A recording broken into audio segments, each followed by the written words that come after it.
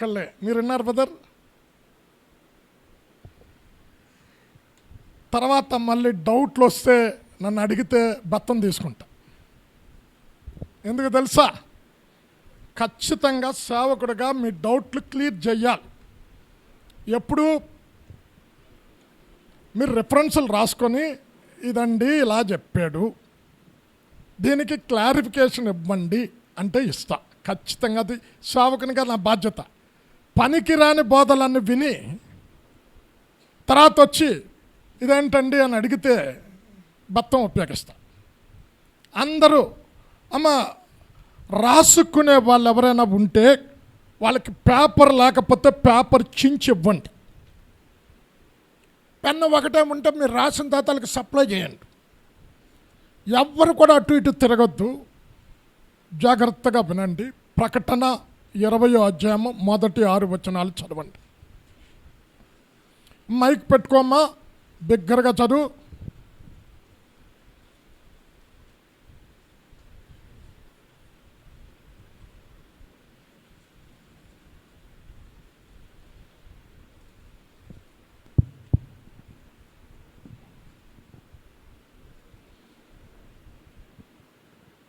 Revolution 20th chapter first 6 verse.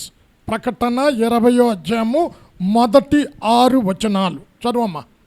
మరియు పెద్ద సంకెళ్లను చేత పట్టుకొని అగాధము యొక్క తాళపు చెవిగల ఒక దేవదూత పరలోకము నుండి దిగివచ్చుట చూచితిని. అతడు ఆది సర్పమును అనగా అపవాదియు సాతానును అను ఆ ఘట సర్పమును పట్టుకొని 1000 సంవత్సరములు వానిని బంధించి అగాధములో పడవేసి ఆ 1000 సంవత్సరములు గడుచు వరకు ఇక జనములను మోసపరచకుండునట్లు అగాధమును మూసి దానికి ముద్ర వేసెను. అటు పిమ్మట వాడు కొంచెము కాలము విడిచిపెట్టబడవలెను. అంతటా సింహాసనములను చూచితిని. వాటి మీద ఆసీనులయుండు వారికి విమర్శ చేయుటకు అధికారము ఇయ్యబడెను.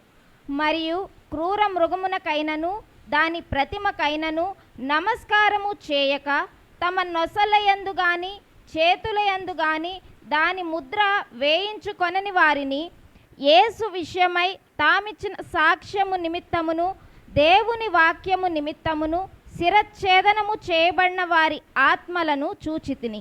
వారు బ్రతికిన వారై 1000 సంవత్సరములు క్రీస్తుతో కూడా రాజ్యము చేసిరి. ఆ 1000 సంవత్సరములు గడుచు వరకు కడమ మృతులు బ్రతుకలేదు. ఇదే మొదటి పునరుద్ధానము. ఈ మొదటి పునరుద్ధానములో పాలుగలవారు ధన్యులను పరిశుద్ధులునై ఉందురు. ఇట్టి వారి మీద రెండవ మరణమునకు అధికారము లేదు. వీరు దేవునికిని క్రీస్తుకును యాజకులై క్రీస్తుతో కూడా 1000 సంవత్సరములు రాజ్యము చేయుదురు. చాలు, ప్రార్థన చేసుకుందాం. అత్యంత ప్రేమ కృప కనికరమ కలిగిన మా తండ్రి, నీ మహాకృపను బట్టి మా జీవితంలో మరొక పునరుత్థాన దినాన్ని అనుగ్రహించావు. నీకు వందనాలు చెల్లిస్తున్నాం. ఈ పునరుత్థాన దినములో 1000 ఏళ్ల పరిపాలన ఎలాగా ఉంటుంది వాక్యము ద్వారా వినాలని మేము ఆశతో ఎదురు చూస్తూ ఉన్నాం. ఆశ కలిగిన ప్రతి ప్రాణాన్ని కూడా తృప్తిపరిచేటటువంటి దేవుడు. వచ్చిన ప్రతి బిడ్డకు వారిలో ఉన్న సందేహాలు ఏమైనా ఉంటే వాక్యము ద్వారా వాటిని నివృత్తి చేసి చక్కగా వాక్యాన్ని విని హృదయంలో పదిలపరుచుకోవటానికి నీ కృప దయచేసి రాకడ కొరకు ప్రతి బిడ్డను కూడా సిద్ధపరచమని యేసు నామంలో ప్రార్థించి వేడుకొనుచున్నాము తండ్రి, ఆమేన్. అమ్మాయి 9 వచనాలలో 9 వచనాలలో 1000 ఏళ్ల పరిపాలన గురించి ఎన్నిసార్లు రాయబడిందో తెలుసండి? 6 టైమ్స్. ఒకసారి చూసుకోండి. 6 సార్లు రాయబడిందో లేదో ఒకసారి చూసుకోండి. ఉందమ్మా? అవునని చెప్పాలి నాకు.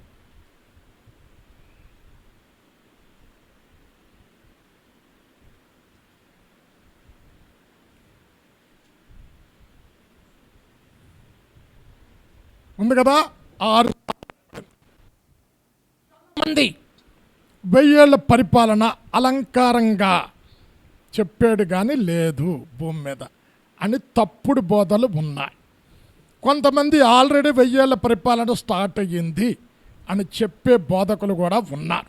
ఈరోజు ప్రతిదీ కూడా వాక్యము ద్వారా నేను నీకు చూపెడతా. అసలు భూమి మీద కొంతమంది మృతుల పునరుత్థానము లేదు అని చెప్పేవారు కూడా ఉన్నారు. హేతువాదులు ఏమంటారంటే, ఒక మనిషి చనిపోయిన తర్వాత ప్రాణము గాలిలో కలిసిపోతుంది, శరీరం మట్టిలో నుండి వచ్చింది కనుక మట్టిలో కలిసిపోతుంది అని చెప్పే హేతువాదులు ఉన్నారు.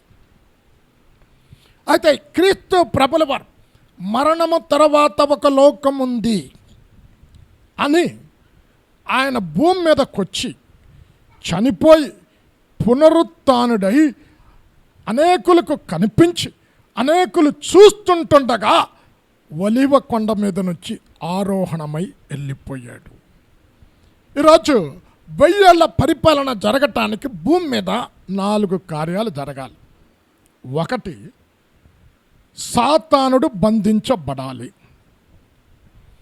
2, సంఘము ఎత్తబడాలి, అంటే మొదటి పునరుత్థానము జరగాలి. 3, హర్మగెద్దోను యుద్ధము కంప్లీట్ కావాలి. అప్పుడు భూమి మీదకి వస్తాడు. ఎందుకు ఆయన పరిపాలన చెయ్యాలి భూమి మీదకి? 1, మొదటి పునరుత్థానములో ఎవరుంటారు? ఇక్కడ కూర్చున్న మీకు సంఘము ఎత్తబడే విషయంలో పనికి రాని బోధలు ఉన్నాయి. ఒక బోధ ఏంటంటే, శ్రమలకు ముందే సంఘమే ఎత్తబడుతుంది. ఇంకొక బోధ ఏదంటే, మొదటి 3.5 సంవత్సరాలు శ్రమల కాలంలో సంఘం ఉంటా. ఇంకొక బోధ ఏదంటే 7 సంవత్సరాలు శ్రమలలో సంఘం ఉంటుంది. ఇవన్నీ క్లారిఫికేషన్ ఇస్తాను మీకు. తర్వాత బుద్ధిహీనంగా మరలా మాట్లాడితే, అమ్మ నేను 18 సంవత్సరాల నుంచి వాక్యం చెప్తున్నా, మొట్టమొదట నా బైబిల్ స్టడీ ఏదో చెప్తారా ఎవరైనా? గుర్తుందా ఎవరికైనా? పటము గీసి ప్రకటన గ్రంథం ఫ్లెక్సీ తీసుకొచ్చి ప్రకటన గ్రంథాన్ని సంవత్సరం మాట్లాడే ఏంటి మొత్తం మాట్లాడలే. భూమి కింద ఉన్న 3 లోకాలు, నూతన భూమి, నూతన ఆకాశం, నూతన యెరూషలేం, పునరుత్థాన వరుసలు, పరదేశి 3 భాగాలు మాట్లాడాను. ఇప్పుడు మీకు అందిన బోధలు కాలములు బట్టి చూస్తే మీరు బోధ ఉండవలసిన వారు, కానీ ఇంకా చిన్నపిల్లలు ఉంటున్నారు. మొదటి పునరుత్థానంలో ఎవరెత్తబడతారు అంటే 1 అన ఏమన్నాడు? క్రీస్తు యేసు నందున్న మృతులు లేపబడతారు. మొదటి తెస్సలోనిక 4:16 ఉంటుంది. చదవమన్నవి ఖచ్చితంగా ముందు చెప్తాను, రెఫరెన్స్లు తీసి ఉంచి చదవాలి. 2, పాత నిబంధన పరిశుద్ధులు. 3, సజీవులమైన మనం ఆయన రాకడ వస్తే సంపూర్ణతకు ఎదిగితే ఎగిరిపోతాం. 4,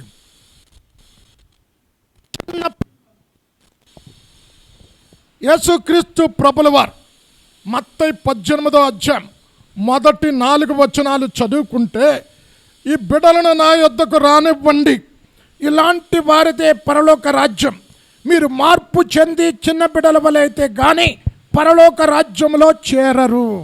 చదువమ్మా. కాగా ఈ బిడ్డ వలె తన్ను తాను తగ్గించుకొని వాడెవడో వాడే పరలోక రాజ్యములో గొప్పవాడు. మరియు ఈలాంటి ఒక బిడ్డను నా పేరిట చేర్చుకొనివాడు నన్ను చేర్చుకొనును. అమ్మ ఏమన్నాడు? చిన్న బిడ్డలు. అమ్మ చిన్న బిడ్డలు అంటే మీరు మళ్ళీ తప్పుగా అనుకోకండి. అంటే పాపము తెలియని బిడ్డలు, పుట్టుక పాపం ఉంది దాని కాదు. ఇప్పుడు లాస్ట్ ఇయర్ నేను TV9 న్యూస్లో ఒకటి నిర్ఘాంతపోయాను. 7 సంవత్సరాల, మీలో చాలామంది విని ఉంటారు, పేపర్లో కూడా వచ్చు. 7 సంవత్సరాల స్టూడెంట్ ఒక 5 సంవత్సరాల బిడ్డని రేప్ చేసి రాయితో కొట్టి చంపేశాడు.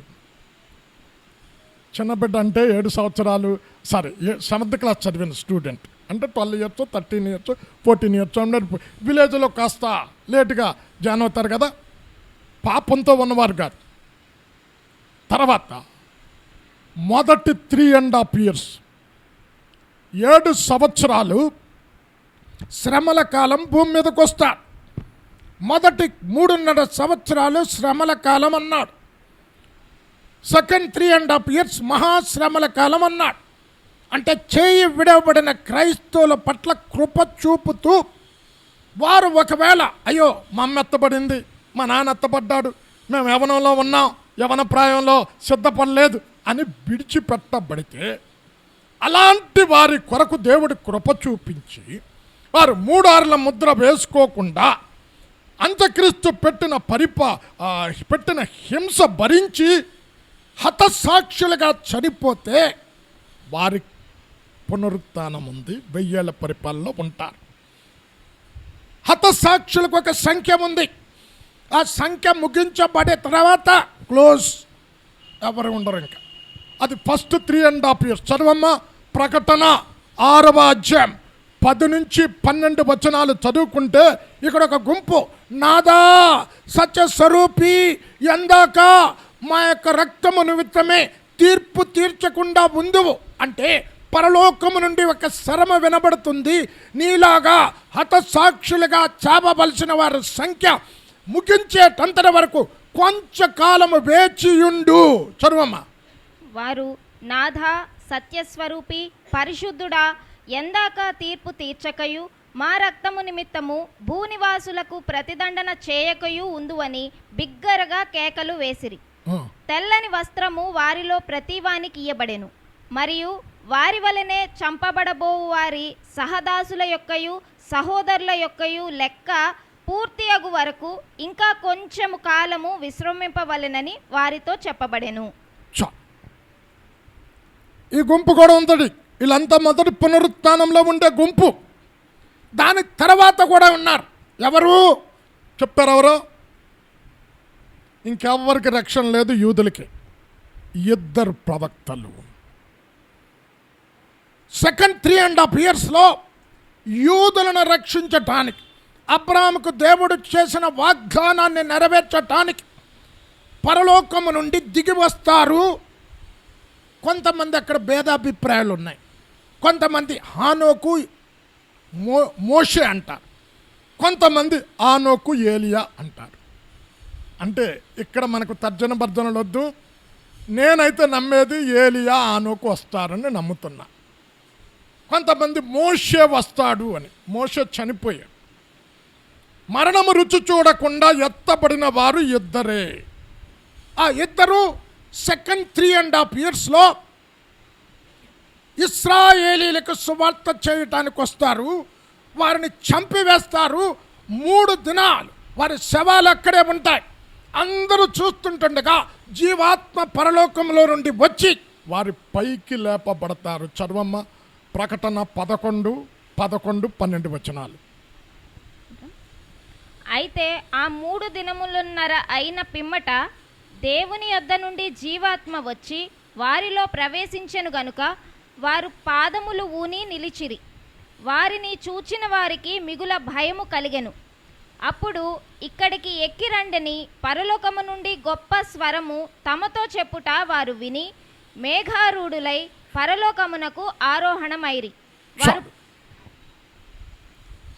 వీళ్ళంతా మొదటి పునరుత్థానములో ఉండేవారు. ఇప్పుడు చెప్పండి అమ్మా, ఎవరు? పాత నిబంధన పరిశుద్ధులు, క్రీస్తు యేసునందున్న మృతులు, సజీవులమై మనం ఒకవేళ రాకడ వరకు భూమి మీద ఉంటే సంపూర్ణతకు ఎదిగితే ఎత్తబడతాం. చిన్న పిల్లలు, తర్వాత హతసాక్షులు ఫస్ట్ 3.5 years, తర్వాత ఆనోకు ఏలియా, లేకపోతే మీరు మోసే అనుకుంటే మీరు అనుకోండి, నాకే అభ్యంతరం లేదు. అక్కడ క్లారిఫికేషన్ ఏంటంటే రక్తాన్ని నీళ్ళని రక్తంగా మార్చేవన్నీ మోసే చేశాడు కనుక అలాగనుకుంటారు కొంతమంది. ఇది ఇప్పుడు వీళ్ళంతా ఎత్తబడాలి. ఇప్పుడు మీకు సంఘము శ్రమల కాలంలో ఉంటుంది. కొంతమంది శ్రమలకు ముందు ఎత్తబడతాది అని కొంతమంది, 7 ఏళ్ల శ్రమలలో ఉంటుంది. 7 ఏళ్ళు రకరకాల బోధలు వచ్చాయి. ఇప్పుడు అందరూ ఓపెన్ చేసి ప్రతి వారు 1 తెస్సలోనిక 1వ అధ్యాయం 10వ వచనం ఇక్కడ అంటున్నాడు, రాబో ఉగ్రత నుండి యేసు మనలను తప్పించును. అమ్మ 4వ లైన్ చూడమ్మా, 1 తెస్సలోనిక 1:10. రాబోవు ఉగ్రత నుండి మనలను తప్పించుచున్న ఆయన కుమారుడైన యేసు చాలు అమ్మ, ఏంటన్నాడు ఉన్నది కదా, రాబోవు ఉగ్రత. శ్రమ వేరు, ఉగ్రత వేరు. అర్థమవుతుందండి? శ్రమ వేరు, ఉగ్రత వేరు. ఇక్కడ చాలా చక్కగా రాబోవు ఉగ్రత నుండి మనల్ని తప్పించుచున్నా. ఇక్కడ మీకు 4-5 క్లారిఫికేషన్ ఇస్తా. 1, సంఘము క్రీస్తు రక్తముతో కొనబడింది. తన స్వరక్తమిచ్చి సంపాదించుకున్న వ్యక్తుల యొక్క సముదాయము సంఘం. అపోస్తుల కార్యం 20వ అధ్యాయం 28వ వచనములో రక్తము దేహమునకు ప్రాణం పెట్టి సంపాదించుకున్న సంఘాన్ని ఉగ్రతలో విడిచిపెట్టడు. మొదటిది. 2వది, అమ్మ నేను చదవమన్నవే చదువు, నోట్ చేసుకోండి. 2వది, 2వ కొరింథీ 11వ అధ్యాయం 2వ వచనం. 2 కొరింథీ 11th చాప్టర్ 2nd verseలో పవిత్రురాలైన కన్యకు ఒక్కడే పురుషునికి సమర్పించవలనని మీకు ప్రదానము చేసి తిని. అమ్మా, ఇప్పుడు భార్యను శ్రమంలో ఎవడైనా విడిచిపెడతాడా? చెప్పండి, విడిచిపెడతాడా? అంత్యక్రీస్తు ఎవరు? పరపురుషుడిని భార్య దగ్గర విడిచిపెట్టడు. తన భార్యని పరపురుషుడు దగ్గర విడిచిపెట్టడు. ఇప్పుడు రిఫరెన్స్లు ఇస్తా. 1, మీరు చూశారు, ఉగ్రత నుండి కుమారుని తప్పిస్తాడు. అదే 1 తెస్సలోనిక 5వ అధ్యాయం 9వ వచనములో ఇక్కడ అంటున్నాడు, యేసుక్రీస్తు ద్వారా రక్షించబడుటకు మనలను నియమించను గాని ఉగ్రత పొందుటకు మనలను నియమింపలేదు. చదువమ్మా. ఎందుకనగా మన ప్రభువైన యేసుక్రీస్తు ద్వారా రక్షణ పొందుటకే దేవుడు మనలను నియమించను గాని ఉగ్రత పాలగుటకు నియమింపలేదు. అమ్మాయి ఎంత చక్కగా రాశాడండి. అరే, ఇంకా ఇన్ని వాక్యాలు విన్నా ఇప్పుడు మీకు అన్ని మీరు డౌట్ వస్తే నష్టేమో శ్రమల్లో విడవబడతారని. అందుకే ప్రకటన గ్రంథం, పరమగీతం ఎవరిది పడితే వాళ్ళది వినొద్దు. అవతల వ్యక్తి ఆత్మపూర్ణుడా, వాక్య జ్ఞానము కలిగిన వాడా, తెలిస్తేనే వినాలి, తెలియకపోతే స్కిప్ అప్ చేసేయాలి. ఇక్కడ అంటున్నాడు, ఇక్కడ అమ్మ ఏముంది, తన కుమారుని ద్వారా రక్షించుటకు మనల్ని నియమించను కానీ ఉగ్రత పాలగుటకు నియమించలేదు. ఉంది కదండి సామెల రథన్న, ఉంది కదా. మరి ఉగ్రతలో ఉంటుంది అని ఎలా చెప్తారు? కొంతమంది పనికిరాని బోధలు విని మీ బుర్రలు ఖరాబ్ చేసుకోకండి. ఎవరైనా చెప్పారనుకో, శ్రమల కాలంలో సంఘం ఉంటుంది సార్, మాకు ఆ రిఫరెన్స్ చూపించండి అన్నట్టు. అది తెచ్చి నాకు ఇవ్వండి, అప్పుడు చెప్తా. మీరు రిఫరెన్స్లు ఏమీ చూపించకుండా ఎవడో తన సొంత ఆలోచనలతో, సొంత తలంపులతో వాక్యంలో లేనిది చెప్తే నమ్మారంటే మీకంట మూర్ఖులు, బుద్ధిహీనులు ఇంకోళ్ళు ఉండరు. 2వది, అమ్మ అదే 7 రిఫరెన్స్లు ఇస్తాం మీకు, 1 కాదు 7. ఎందుకు? సంపూర్ణ సంఖ్య. ఇంకోసారి మాట్లాడకూడదు, మీ నోటికి తాళం వేయటానికి. 2వ తెస్సలోనిక 2వ అధ్యాయం 7వ వచనం. 2 తెస్సలోనిక 2nd చాప్టర్ 7th verseలో ధర్మ విరోధి సంబంధమైన క్రియ ఇప్పటికే క్రియ చేయుచున్నది, అడ్డగించేవాడు తీసివేయబడే వరకు మాత్రమే అడ్డగిస్తాడు. చదవమ్మా. ధర్మ విరోధ సంబంధమైన మర్మము ఇప్పటికే క్రియ చేయుచున్నది గాని ఇది వరకు అడ్డగించుచున్నవాడు మధ్య నుండి తీసివేయబడు వరకే అడ్డగించును. అమ్మ ఇక్కడ అర్థమవుతుందా? ఎవరు ధర్మ విరోధి? ఎవరు? అంత్యక్రీస్తు. క్రియ చేయటానికి సిద్ధంగా ఉంది, అయితే ఆయన అడ్డగిస్తూ ఉన్నాడు. అమ్మ ప్రకటన 22వ అధ్యాయం పట్టుకోమ్మ. అందరూ ప్రకటన 22వ అధ్యాయం పట్టుకోనండి. ఎవరు అడ్డగిస్తారు? ఇక్కడ క్రీస్తు ప్రభుల వారు నేను తండ్రి యొద్దకు వెళుతున్నా అంటే శిష్యులంతా కూడా దుఃఖంతో ఉన్నారు. అయితే శిష్యులతో ఏం చెప్పాడు? నేను వెళ్ళుట మీకు మంచిది, నేను వెళ్ళని ఎడల ఆదరణకర్త మీ యొద్దకు రాడు, నేను వెళ్ళి పరిశుద్ధాత్మను నా తండ్రిని వేడుకొని మీ యొద్దకు పంపుతాను. అతడు భూమి మీదకి వచ్చినప్పుడు పాపాన్ని గూర్చి, నీతిని గూర్చి, తీర్పును గూర్చి లోకాన్ని ఒప్పింపజేస్తాడు. అది అలాగే ఉంచి యోహాను సువార్త 16వ అధ్యాయం 8వ వచనం. ఆయన వచ్చి పాపమును గూర్చియు నీతిని గూర్చియు తీర్పును గూర్చియు లోకమును ఒప్పుకొనజేయును. చాలు అమ్మ, ఇప్పుడు ప్రకటన 22 కలిపి. ఆ రోజుల్లో పాత నిబంధన కాలంలో పరిశుద్ధాత్మ యాజకుల మీద, రాజుల మీద, దేవుని చేత ఏర్పరచబడిన ప్రవక్తల మీద మాత్రమే పరిశుద్ధాత్మవు దిగి వచ్చే తైలపు కొమ్ముతో అభిషేకించబడినప్పుడు, అభిషేక తైలము పూసినప్పుడు పరిశుద్ధాత్మ కేవలము కొద్ది మంది మీదకి మాత్రమే దిగి వచ్చేది. అయితే ఈరోజు పరిశుద్ధాత్మ పరలోకంలో లే, భూమి మీద ఉంది. ఎవరు అడ్డగిస్తున్నారు? అంత్యక్రీస్తు రాకుండా ఇరువురు అడ్డగిస్తున్నారు. ఒకటి ఆత్మ, 2 పెళ్లి కుమార్తె సంఘం. 22:17. ఆత్మయు పెండ్లి కుమార్తెయు రమ్ము అని చెప్పుచున్నారు చాలు. వినువాడును. ఆత్మ, పెళ్లి కుమార్తె. ఇక్కడ ఏమంటున్నాడు? ఎత్తబడుతుంది. అప్పుడు అంత్యక్రీస్తు భూమి మీదకి వస్తాడు. దేవుని ఉగ్రత భూమి మీద కుమ్మరించబడతాడు. శ్రమల కాలం భూమి మీదకి వస్తాడు. చాలా స్పష్టంగా ధర్మ విరోధి క్రియ చేయుచున్నాడు, కానీ అడ్డగించేవాడు వెళ్ళేటంతటి వరకు మాత్రమే ఆయన రాకుండా ఉంటాడు. అమ్మా, మీ క్లారిఫికేషన్ అయ్యిందా? సంఘం ఎత్తబడేటంతటి వరకు అంత్యక్రీస్తు పాలన రాదు. ఇంకొక రిఫరెన్స్లు ఇంకా 3 ఇస్తా. ప్రకటన 3వ అధ్యాయం 10వ వచనములో, శోధన కాలములో నేను మిమ్మల్ని తప్పించి విడిపించదను. 3:10.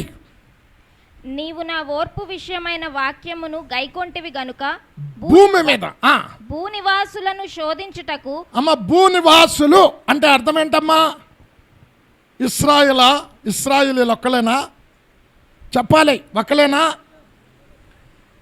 ఇస్రాయేలీలు ఒక్కలే అయితే ఇస్రాయేలీలు అని రాసుండేవాడు. అంటే ప్రపంచంలో నివాసం ఉంటున్న ప్రతి ప్రజలు. భూనివాసులను శోధించుటకు లోకమంతటి మీదకి రాబోవు శోధన కాలములో నేనును నిన్ను కాపాడేదను. అమ్మ ఉందమ్మా, ఏమంటున్నాడు? నేనును నిన్ను కాపాడేదను. అయిపోయిందా? ఇప్పుడు పరమగీతం వెళ్ళమ్మ. ఇక్కడ ప్రియురాలు అడుగుతుంది ప్రియుడిని, నా ప్రాణ ప్రియుడా. 1వ అధ్యాయం పట్టుకోమ్మా, పరమగీతం. Song of Solomon 1st chapter, పరమగీతం 1వ అధ్యాయం పట్టుకోరండి. ఇక్కడ నా ప్రాణప్రియుడా, మధ్యాహ్న కాల సమయమందు నీ మందను ఎక్కడ నీడకు తోడుకొని పోదువో నాకు చెప్పు. ఎవరు మందెవరు చెప్పాలి? ఎవరు? యేసయ్యరా. విశ్వాసులను ఏమని పోల్చాడు? గొర్రెలు. ఇప్పుడు దానికి కూడా రిఫరెన్స్ ఇవ్వాలా? గొర్రెలంటే విశ్వాసులని రిఫరెన్స్ ఇవ్వాలా? అది అలాగే ఉంచి, ఎందుకంటే తోమాలు ఎక్కువైపోయారు మన సంఘాల్లో. యెహెజ్కేలు 34వ అధ్యాయం చివరి వచనం చదవమ్మ, అది అలాగే ఉంచి.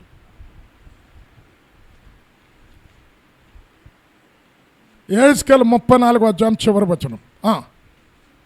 నా గొర్రెలను నేను మేపుచున్న గొర్రెలు నగు మీరు మనుష్యులు. చాలు అమ్మ, విన్నారు కదా? నా గొర్రెలు నేను మేపు. ఇక్కడ ఏమంటున్నాడు? మధ్యాహ్న కాల సమయం మందు మీ మేపుచున్న మంద ఏ నీడకు తోనుకొని పల్తావో చెప్పు. ఇప్పుడు మధ్యాహ్నము అన్నదేంటి? అనుకూలమైన సమయం కాదు. మధ్యాహ్నం అనగానే ఎండ బాగా వస్తుంది. నీడ అందరికీ ఏంటి?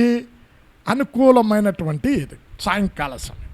ఈ మధ్యాహ్న సమయం దేన్ని చూపెడుతుంది అంటే శ్రమలను చూపెడుతూ ఉన్నది. ఇక్కడ చాలా స్పష్టంగా శ్రమలలో నీ మంద, నీ సంఘాన్ని ఏ నీడకు తోడుకొని పోతావు. పరమగీతంలో లేదు దాని ఆన్సర్.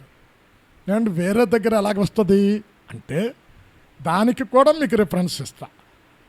యెషయా 28వ అధ్యాయం 13వ వచనములో ఆజ్ఞ వెంబడి ఆజ్ఞ, సూత్రము వెంబడి సూత్రం, యెహోవా వాక్యం ఇచ్చట కొంచెం అచ్చట కొంచెం దొరుకును. చదువమ్మ 28:13. ఆజ్ఞ వెంబడి ఆజ్ఞ, ఆజ్ఞ వెంబడి ఆజ్ఞ, సూత్రము వెంబడి సూత్రము, సూత్రము వెంబడి సూత్రము, కొంత ఇచ్చట కొంత అచ్చట యెహోవా వాక్యము మీకు వచ్చును. చాలు. ఇప్పుడు యెషయా 26వ అధ్యాయం పట్టుకోమ్మా. మీకు ఒక గంట అయితే, గంట అయిపోయింది ఇంకా విడిచిపెట్టరు అమ్మా. మీకు చూపెట్టాలి పెద్ద పెద్ద సంఘాలు, లూథరన్ చర్చెస్ కానీ సిఎస్ఐ చర్చెస్ కానీ. నేను వెళ్తున్నానంటే కాపరులు కూడా నిద్రపోకుండా రాత్రి 2-3 గంటల వరకు పక్కన కూర్చొని అడుగుతూ ఉంటారు. మళ్ళీ మీరు దొరకరండి, మీకు ఎక్కువైపోయి వాక్యం డైజెషన్ కావట్లేదు. ఇక్కడ 26వ అధ్యాయం 20-21 వచనంలో భూనివాసులందరి మీదకి వారి దోషమును బట్టి నేను శిక్షించు సమయమున అంతఃపురములోనికి వెళ్ళు, నీ గదిలో తలుపులు వేసుకో, ఉగ్రత తీరే టంతర వరకు ఉండు. 20-21. అమ్మ అందరు తీసేడా? యెషయా 26వ అధ్యాయం 20-21. నా జనమా, ఇదిగో వారి దోషమును బట్టి భూనివాసులను శిక్షించుటకు. అమ్మ ఇక్కడ కూడా చూడండి, సంఘం ఎత్తబడిన తర్వాత ఏమొస్తుంది చెప్పండి? ఏమొస్తుంది? దేవుని ఉగ్రత భూమి మీద దిగుతుంది. ఇక్కడ చాలా స్పష్టంగా చెప్తున్నాడు, భూనివాసులందరినీ శిక్షించటానికి.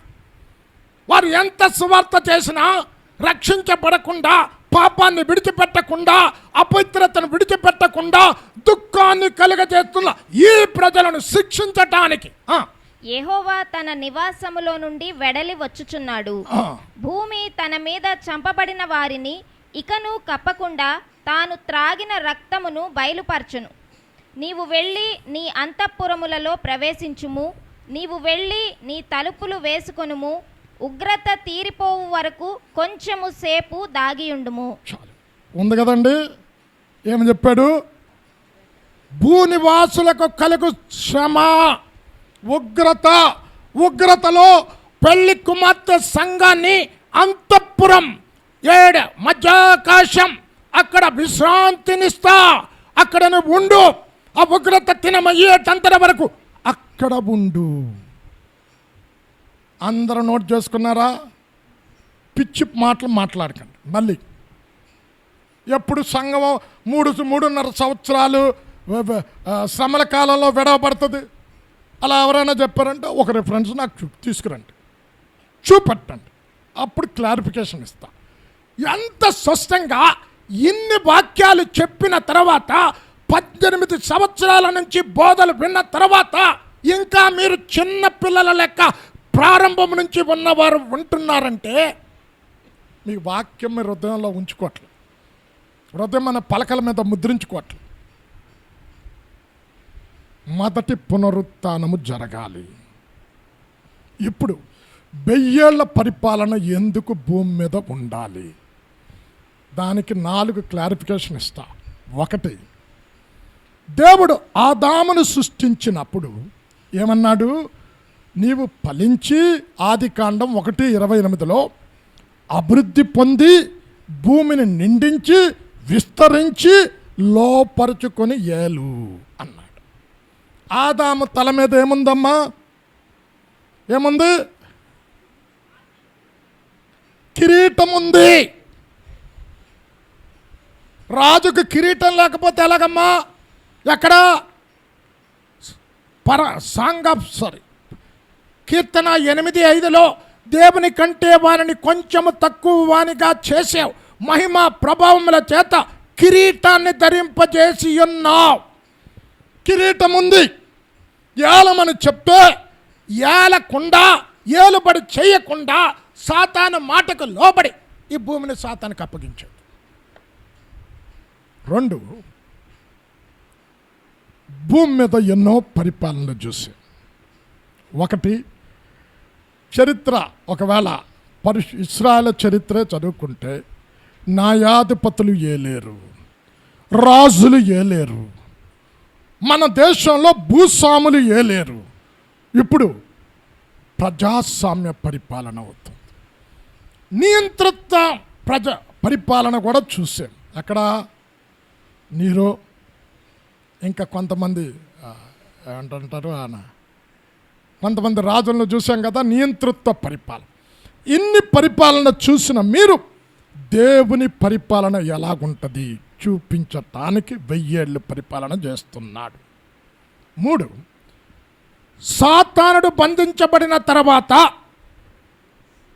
మనుష్యుల యొక్క స్వభావం, మనుష్యుల యొక్క ఆలోచన భూమి మీద ఎలాగుంటుందో చూపించటానికి 4, ఇప్పుడు సామెల్ రాజన్న, గీతా సిస్టర్ కష్టపడి సంఘాన్ని నడుపుతూ ఉన్నారు. కొందరు తిరుగుబాటు చేస్తున్నారు, కొందరు అంటే అలుగుతూ ఉన్నారు. ఇన్ని శ్రమలు పడినా, ఇన్ని కష్టాలు వచ్చినా, ఆత్మీయంగా నడిపిస్తున్న నీ బిడ్డలు తిరుగుబాటు చేసినా, లేక సువార్త బయట ప్రజలకు చెప్తున్నప్పుడు వారు నిన్ను హింసించుతున్నా, ఇవన్నీ భరించే నీకు విశ్రాంతినిస్తాను, ఆదరణిస్తాను, కూర్చొని పరిపాలన చెయ్యు. అమ్మ, ఈ 4 కారణాల బట్టి పరిపాలన. ఇప్పుడు ఈ పరిపాలన కొంతమంది ఏమంటారు అంటే 1000 ఏళ్ళ పరిపాలన భూమి మీద ఉండదండి, అలంకారప్రాయంగా రాశాడు. ఇది కూడా తప్పుడు బోధ అని చెప్పటానికి దానికి 4 రిఫరెన్సులు ఇచ్చి అప్పుడు 1000 ఏళ్ళ పరిపాలన గురించి చెప్తాం. 1, అమ్మ, లూకాసు వార్త 1వ అధ్యాయం పట్టుకోనండి. 32, 33 వచనాలలో ఇక్కడ అంటున్నాడు, నీవు గొప్పవాడయ్యుడి సర్వోన్నతుడు అనబడుదువు, ప్రభువైన దేవుడు నీ తండ్రి యొక్క దావీదు సింహాసనమును నీకిచ్చును. నీవు యాకోబు వంశస్థులను యుగయుగాలు ఏలుతావు, నీ రాజ్యము అంతము లేనిది. చదవమ్మా 32. ఆయన గొప్పవాడై సర్వోన్నతిని కుమారుడు అనబడును, ప్రభువైన దేవుడు ఆయన తండ్రి అయిన దావీదు సింహాసనమును ఆయనకిచ్చును. ఒక్క నిమిషం అలా ఉంచమ్మా. ఆయనంటే ఎవరు చెప్పాలి? ఆయనంటే ఎవరు? గట్టిగా చెప్పండి అమ్మా. యేసయ్య. ఇప్పుడు ఇదే యెషయా ప్రవక్త ఏమన్నాడు? కన్య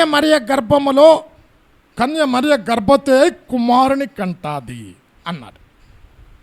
అతడు సమస్త మానవాళి పాపం తనపై మోసుకొని వెళతాడు. ఎక్కడ? యెషయా 53లో ఉంటుంది కదా, 5-6 వచనాలలో. ఈ ప్రవచనము నెరవేరిందా లేదా? ఇది ఎప్పుడు? యేసయ్య పుట్టక మునుపు 700 సంవత్సరాల క్రితం ప్రవక్త అయిన యెషయా ప్రవచించిన ప్రవచనము. ఇప్పుడు ఇదే యెషయా కూడా ప్రవచించాడు, అది కూడా చూపిస్తా. అది నెరవేరకుంది, ఇది నెరవేరకుండా ఉండదు. ఇది కూడా నెరవేరటానికి రాబోతూ ఉన్నాడు. ఇక్కడ అంటున్నాడు, దావీదు సింహాసనం భూమి మీద యేసయ్య 33.5 సంవత్సరాలు నివాసమున్నాడు. ఇప్పుడు ఆయన సింహాసనం మీద కూర్చున్నాడా? అమ్మ, కూర్చున్నాడా? చెప్పాల, కూర్చున్నాడమ్మా. ఎక్కడ కూర్చున్నాడు? సింహాసనం మీద. దావీదు సింహాసనము మీద. చదువమ్మా 33 కూడా చదువు. ఆయన యాకోబు వంశస్థులను యుగయుగములు ఏలును, ఆయన రాజ్యము అంతము లేనిదై ఉండును. ఇప్పుడు నేను చెప్పాను కదా, యుగాంతమందు జరగబోవు సంఘటనలను యేసయ్య పుట్టక మునుపు ఆయన జననాన్ని గురించి, మరణాన్ని గురించి, పునరుత్థానాన్ని గురించి ప్రవచించాడు ప్రవక్త అయిన యెషయా. అది నెరవేరింది. అదే ప్రవక్త అయిన యెషయా, దావీదు సింహాసనమా, యెషయా 9వ అధ్యాయం పట్టుకోమ్మా. దావీదు సింహాసనం మీద ఆయన కూర్చుంటాడు, నీతి సమాధానముతో పరిపాలన చేస్తాడు. అతడు సింహాసనాసీనుడై రాజ్య పరిపాలన చేస్తాడు. 9:7. ఇది మొదలుకొని మితి లేకుండా దానికి వృద్ధియు క్షేమమును కలుగునట్లు సర్వకాలము దావీదు సింహాసనమును రాజ్యమును నియమించును. న్యాయము వలనను నీతి వలనను రాజ్యమును స్థిరపరచుటకు అతడు సింహాసనాసీనుడై రాజ్య పరిపాలన చేయును. చాలు అమ్మ. మరి కొంతమంది 1000 ఏళ్ల పరిపాలన లేదు అంటారు కదా. ఇప్పుడు ఈ వాక్యం ఏముంది? దావీదు సింహాసనము భూమి మీద ఉందా, పరలోకంలో ఉందా? చెప్పండి. ఎక్కడుంది? భూమి మీదే. చాలా స్పష్టంగా దావీదు సింహాసనం మీద కూర్చుంటా. ఇదే యెషయా, కృప ద్వారా సింహాసనము స్థాపించబడతాది. 16:5 యెషయా. కృప వలన సింహాసనము స్థాపింపబడును. ఒక్క నిమిషం అమ్మా. ఇక్కడ యేసయ్య పేరు రాయలే. కృప ద్వారా సింహాసనము స్థాపించబడుతుంది. ఎవరు? యేసయ్య ఎవరు? కృపా సత్య సంపూర్ణుడు. ఆ శరీరంలో కృపను ధరించుకొని కృపా సత్య సంపూర్ణుడుగా భూమి మీదకి వచ్చాడు. చదవమ్మా. కృప ద్వారా సింహాసనము స్థాపించబడతాది. సత్య సంపన్నుడై దాని మీద కూర్చుండి తీర్పు తీర్చు ఒకడు కలడు. దావీదు గుడారములో అతడు ఆసీనుడై న్యాయము విచారించుచు న్యాయము జరిగించుటకై తీవరించును. చాలు, ఎంత చక్కగా చూపాడు. దావీదు సింహాసనం మందు ఆసీనుడై. ఇప్పుడు యేసుక్రీస్తు భూమి మీదకి రాక మునుపు సాతానుకు చాలా శక్తి ఉంది. యేసయ్య భూమి మీదకి వచ్చిన తర్వాత సాతాను యొక్క కోరలు తీసే ఒక సింహానికి పంజా తీసివేస్తే, సింహానికి ఉన్న పళ్ళు తీసివేస్తే, ఇప్పుడు సింహం చూస్తే దడుస్తామా? దాని పంజా లేదు, కోరలు లేవు. సిలువలో సాతానును ఓడించి నిరాయుధులుగా చేశాడు. అంటే ఏంటి నిరాయుధులంటే? ఆయుధాలు లేవు. కొలస్సీ 3:15 ఉంటుంది. సాతానును నిరాయుధులుగా చేసి సిలువలో విజయోత్సాహముతో వేడుకను గణపరిచాడు. చదవమ్మా 3:15. సాతానును నిరాయుధులుగా, అక్కడి నుండి చదువు చాలు. ఆయన ప్రధానులను అధికారులను నిరాయుధులనుగా చేసి సిలువ చేత జయోత్సవముతో వారిని పట్టి తెచ్చి బాహాటముగా వేడుకను కనుపరిచెను. చాలు, నిరాయుధులుగా చేసే. ఇప్పుడు యేసయ్య సిలువకు ముందు, సిలువ తర్వాత శక్తి 2 కార్యాలు చెప్పి 1000 ఏళ్ల పరిపాలన ఎలాగుంటుందో చెప్తా. ఇప్పుడు ఇశ్రాయేలీలు పస్కా గొర్రె పిల్ల రక్తము ద్వారా విమోచించబడ్డారు. ఎర్ర సముద్రంలో బాప్తిసం తీసుకున్నారు. అమ్మ, ఎంతమంది బయలుదేరారు చెప్పండి? ఎంతమంది చెప్పాలి? ఎంతమంది బయలుదేరారు? కొంతమంది 30 లక్షలు అంటారు. అయితే యుద్ధము చేసే వీరులు 6 లక్షల పైబడి ఉన్నారు. ఆ 30 లక్షలు కాదు, అందులో నుంచి చెప్తాడు. ఈ 6 లక్షలలో కానానులో ఎందరూ ప్రవేశించారు చెప్పండి? ఎందరూ? 2. ఇది ఎప్పుడమ్మా? ఎప్పుడు? సిలువకు ముందు. సిలువ తర్వాత యేసుక్రీస్తు ప్రభుల వారు 12 మందిని ఎన్నుకున్నాడు.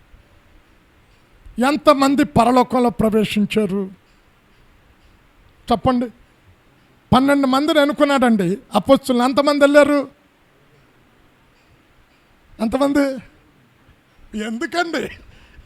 ఇంకా డౌట్ ఎందుకండి బాబోయ్? గట్టిగా మళ్ళీ నిజమో కాదు, మళ్ళీ బ్రదర్ ఏమంటారు? 11 మంది అంటే చూడండి, సిలువకు ముందు సాతానుకు శక్తి ఉంది. 6 లక్షల మంది యోధులు బయలుదేరితే 2 వెళ్ళారు. సిలువ తర్వాత సాతానుడు నిరాయుధులుగా చేశాడు. 12 మందిని ఎన్నుకుంటూ ఒకడే తప్పాడు. 11 మంది వెళ్ళాడు. ఈరోజు ఎందుకు 1000 ఏళ్ల పరిపాలన, 1000 ఏళ్ల పరిపాలనలో ఎలాగ ఉంటుంది ఒక్కొక్కటి మీ ముందు ఉంచుతాను. ఒకటి, ఈ సృష్టి యావత్తు అమ్మ రోమా 8వ అధ్యాయం పట్టుకు దాస్యమునకు లోబడి ఉన్నది, నాశనమునకు లోబడి ఉన్నది. ఈ భూమి మీద నివసించుచున్న ప్రతి జీవరాశి నాశనానికి, దాస్యమునకు లోబడింది. స్వాతంత్ర్యము లేదు వారికి. ఎందుకు? అది అలాగే ఉంచి రోమా 8వ అధ్యాయం అలాగే ఉంచి ఆదికాండం 3వ అధ్యాయానికి వెళితే ఇక్కడ ఆదాముతో దేవుడు అంటున్నాడు, ఆదామా నీవు నీ భార్య మాట విని తినకూడదు అన్న పండు నువ్వు తిన్నావు కనుక నీ నిమిత్తం నేల శపించబడినది, ఇది ముళ్ళ పొదలు గచ్చ పొదలు మొలుస్తాది. చదవమ్మ 3:17. ఆయన ఆదాముతో, నీవు నీ భార్య మాట విని తినవద్దని నేను నీకు ఆజ్ఞాపించిన వృక్ష ఫలములు తింటివి గనుక నీ నిమిత్తము నేల శపింపబడి ఉన్నది. ప్రయాసముతోనే నీవు బ్రతుకు దినములన్నీయు దాని పంట తిందువు. అది ముండ్ల తుప్పలను గచ్చ పొదలను నీకు మొలిపించు. చాలా అప్పుడు వెళ్ళిపోమ్మా, రోమా 8వ అధ్యాయానికి వెళ్ళిపో. ఇక్కడ భూమంతా కూడా శాపగ్రస్తమైపోయింది. కారణం ఏంటి? ఆదాము చేసిన పాపం బట్టి భూమి శపించబడినది. భూమే కాదు, ఈ నేల మీద జీవిస్తున్న జీవరాశులు అన్నీ కూడా శపించబడ్డాయి. పిల్లి నిన్ను చూసేమంటుంది తెలుసా? జాగ్రత్తగా వినండి అమ్మ, అందరూ బుర్ర పెట్టు వినండి. పిల్లి నిన్ను చూసేమంటుంది తెలుసా? ఒరే బాబు, ఎప్పుడు నువ్వు దేహ విమోచన పొందుతావు? నేను ఎలకన చూడగానే పరిగెత్తు చంపుతున్నా. ఈ క్రూరత్వం నుంచి విడుదల పొందాలి. ఇక్కడ అన్నాడు 8వ అధ్యాయం 19వ వచనంలో ఇక్కడ అంటున్నాడు, దేవుని సృష్టి యావత్తు దేవుని కుమారుల ప్రత్యక్షత కొరకు మిగుల ఆశతో తేరి చూచుచు కనిపెట్టుచున్నది. చదవమ్మా. దేవుని కుమారుల ప్రత్యక్షత కొరకు సృష్టి మిగుల ఆశతో తేరి చూచుచు కనిపెట్టుచున్నది. ఒక్క నిమిషం. మొదటి 1000 ఏళ్ల పరిపాలన కలిగే కార్యం ఏంటంటే సృష్టి విమోచించబడతాది, నాశనము నుండి తప్పించబడతాది, దాస్యము నుండి తప్పించబడతాది. ఈ సృష్టిలో జరుగుతున్న ప్రతి కార్యం చూసి ఆకాశం మొరపెడుతుంది దేవునికి. అమ్మ అది రోమా 8 అలాగే ఉంచాల. మొరపెడుతుంది ఏమని? ఆకాశం, భూమి, మనుష్యులు చేసే పాప కార్యాలు, లజ్జాకరమైన కార్యాలు, ఘోరమైన నీచ కార్యాలు చూచి ఈ భూమి, ఈ ఆకాశం చూడలేక మూలుగుతూ ఉన్నది. ఇప్పుడు మీరు అనొచ్చు, అమ్మా ఆకాశంకి ఏమైనా చెవులున్నాయా? భూమికి ఏమైనా చెవులున్నాయా? భూమి ఏమైనా మాట్లాడుతుందా?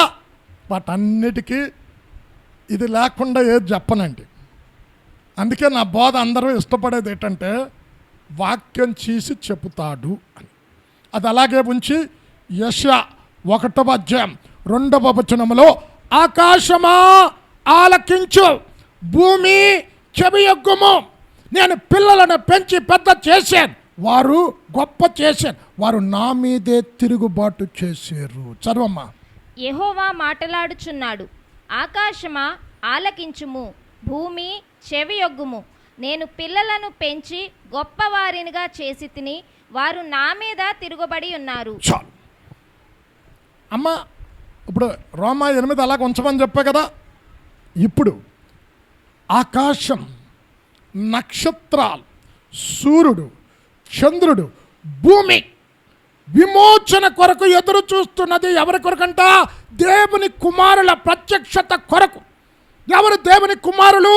మొదటి పునరుత్థానములో పాలు పొందిన వారు దేవుని కుమారులు. ఈ భూమి మీద జరుగుతున్నక ఒక బలవంతుడు బలహీనుడైన వాడిని చంపుతూ ఉన్నాడు.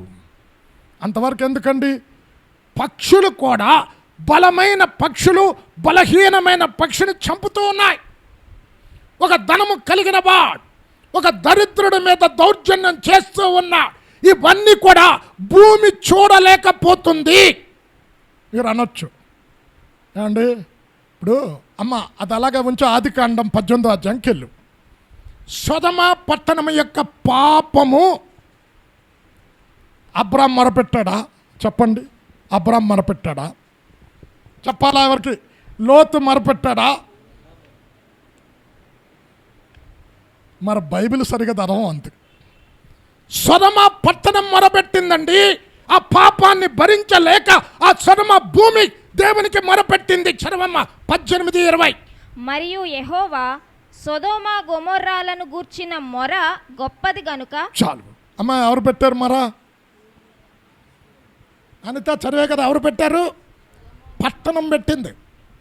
అంటే ఆ భూమి పెట్టింది. ఏంటి మొర? అయ్యో ఈ భూమి మీద. ఇప్పుడు దేవుడు కయ్యూను దగ్గరకు వచ్చి అడుగుతున్నాడు, కయ్యూను నీ తమ్ముడైన ఏబెలు ఎక్కడున్నాడు అంటే, చూడండి సృష్టికర్త మాట్లాడుతుంటే ఎంత అవిధేయతతో జవాబు చెప్తున్నాడు చూడండి. దేవునికి నేనేమైనా కావలో ఉన్నా? మనం కూడా అంతే అండి. మనం ఏం తక్కువైన వాళ్ళం కాదు. మన వాక్యాలు వింటున్నా వాడు ఏమంటుంది? నీ తమ్ముడు రక్తం భూమిలో నుండి నాకు మొరపెడుచున్నది. అమ్మ ఉంది కదా. సొదొమ మొర అబ్రాం పెట్టలే, లోతు పెట్టలే, పట్టణము పెట్టింది మొర. ఈరోజు ఒక ఇంట్లో భార్య భర్తలు ఉంటున్నారు. భార్య అవిధేయురాలై భర్త మీద తిరుగుబాటు చేస్తుంది. తక్కువైన వాళ్ళు కాదు ఆడోళ్ళు. ఎలాగ పాపంలో పడేయాలని చూస్తారు. ఇప్పుడు మీకు చెప్తా, అవన్నీ రిఫరెన్సులు ఇస్తా. ఇక్కడ దూలాలు మొరపెడుతున్నాయి. అమ్మ హబక్కూకు 2వ అధ్యాయం పట్టుకోమ్మ. ఇప్పుడు ఇంట్లో పాపం చేస్తున్నారండి. ఇంట్లోనే తాగుతున్నారు కొంతమంది. ఈరోజు మరి తెలంగాణలో భార్యాభర్తలు ఇరువురు కళ్ళు కాంపౌండ్లో కూర్చొని తాగుతూ ఉంటారు. ఇద్దరు ఇంట్లో కూర్చొని తాగుతూ ఉంటారు. ఇప్పుడు ఈ ఇంట్లో తాగుతూ ఉంటే ఇంట్లో వీరు చేసే పాప కార్యాలు, నీచ కార్యాలు చూడలేక దూలాలు, గోడలో ఉన్న రాళ్ళు మొరపెట్టుచున్నవి. హబక్కూకు 2:11. గోడలలోని రాళ్ళు మొర్రపెట్టుచున్నవి, దూలములు వాటికి ప్రత్యుత్తరం ఇచ్చుచున్నవి. చాలు అమ్మా. ఏంటి? దూలాలు మొరపెడుతున్నాయంట, రాళ్ళు మొరపెడుతున్నాయంట. అయ్యో ఇంత నీచకార్యాలు జరుగుతున్నాయి ఇంట్లో. ప్రభువా, దేవుడు భూమిని సృష్టించినప్పుడు పాపము లేని భూమిని సృష్టించే ఎందుకు దేవుడు 1000 ఏళ్ల పరిపాలన చెయ్యాలి? పాపము లేని యుగం ఒకటి ఉంది. ఏంటా యుగం? ఏదైనా తోటలో ఆదాము దేవునికి విధేయత చూపించినప్పుడు పాపం లేదు భూమి మీద. ఆ యుగం ఉంది. అయితే ఆ పాపము లేని యుగం, నిర్మలమైన యుగం భూమి మీద ఎలాగుంటుంది? ప్రజలకు చూపెట్టడానికి 1000 ఏళ్ల పరిపాలన చేస్తూ ఉన్నాడు. అమ్మా ఇక్కడ చూడండి, జీవరాశులు మొరపెడుతున్నాయి. ఏంటి? ఇప్పుడు క్రూర జంతువులు ఉన్నాయి, ఒకటినొకడు సాధు జంతువులను చంపుతున్నాయి. ఇప్పుడు చూడండి, అధికారం కలిగిన వాడు బీదవాడు భూమిని కబ్జా చేస్తున్నాడు, బలవంతంగా లాక్కుంటున్నాడు. వాడికి సహాయం చేసేవాడు ఎవరు లేరు. కారణం ఆయనకు అధికారం ఉంది. ఇడు బీదవాడు, ఇడికేమీ లేదు. బలవంతుడు బలహీనుడను దౌర్జన్యం చేస్తున్నాడు. ఇవన్నీ కూడా భూమి చూసి మొరపెడుతూ ఉందంట. చదవమ్మ 8:20 రోమా. ఇక్కడ అంటున్నాడు, సృష్టి దేవుని పిల్లల మహిమ గల స్వాతంత్ర్యము కొరకు నిరీక్షణతో. చదువు. ఏలయనగా సృష్టి నాశనమునకు లోనైన దాస్యములో నుండి విడిపింపబడి దేవుని పిల్లలు పొందబోవు మహిమగల స్వాతంత్ర్యము పొందుదునను నిరీక్షణ ఒక్క గలదై. నిమిషం చాలమ్మ, అలాగుంచు అధ్యాయం. అమ్మ ఇక్కడ స్వాతంత్ర్యాన్ని ఏమన్నాడు చెప్పండి? వింటున్నారా వాక్యం? ఏమంటున్నాడు స్వాతంత్ర్యాన్ని? ఇంకా నేను వాక్యం చెప్పి ప్రయోజనం లేదు మీకు. మహిమ కలిగిన స్వాతంత్ర్యం అని ఉంది కదమ్మా. ఎందుకు రాయాలది? ఆదాము మహిమతో నింపబడ్డాడు.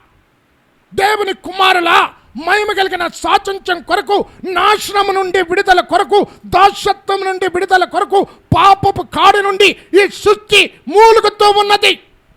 దేవుని పిల్లల మహిమ కలిగిన స్వాతంత్ర్యం అంటే 1000 ఏళ్ల పరిపాలనలో ఇప్పుడు యేసుక్రీస్తు ప్రభుల వారు పునరుత్థానుడయ్యాడు. శిష్యులంతా యెరూషలేములో ప్రజలకు భయపడి తలుపులు గడియలు వేసుకొని లోపల కూర్చున్నారు. యేసే తలుపు తీసిన తర్వాత వచ్చాడా, తలుపు తీయకుండా లోపలికి వచ్చాడా చెప్పండి? ఎంత చక్కగా రాశాడు చూడండి. మహిమ కలిగిన స్వాతంత్ర్యం అంటే 1000 ఏళ్ల పరిపాలనలో నీ శరీరం మహిమ కలిగిన శరీరం ధరిస్తాది. ఇప్పుడు ఇక్కడ నుంచి అమెరికాకి వెళ్ళాలి అంటే వీసా కావాలి, నాకు టికెట్ కొనాలి. No visa, no ticket. రెప్పపాటులో మహిమ కలిగిన శరీరము ధరించుకున్న నీవు వెళ్ళిపోతావు. మహిమ కలిగిన స్వాతంత్ర్యం కొరకు ఎదురు చూస్తూ ఉన్నది సృష్టి. అప్పుడు పిల్లి నిన్ను చూసి అంటది, అబ్బా ఈ ఎలకని చూసి ఇప్పుడు నేను పరిగెత్తను. చూడండి, చదవమ్మ 22వ వచనం కూడా. సృష్టి యావత్తు ఇది వరకు ఏకగ్రీవముగా మూలుగుచు ప్రసవ వేదన పడుచున్నదని ఎరుగుదుము. చాలు, చూడండి, మూలుగుతుందంట. ఏంటి మనం అంటాం కదా, కొన్నిసార్లు మనం కూడా అంటాం, బా ఈ భూమి పాపాన్ని భరించలేకపోతుందిరా. చూడండి, ఒకప్పుడు పురుషులు స్త్రీలను చంపేవారు, భార్యల్ని.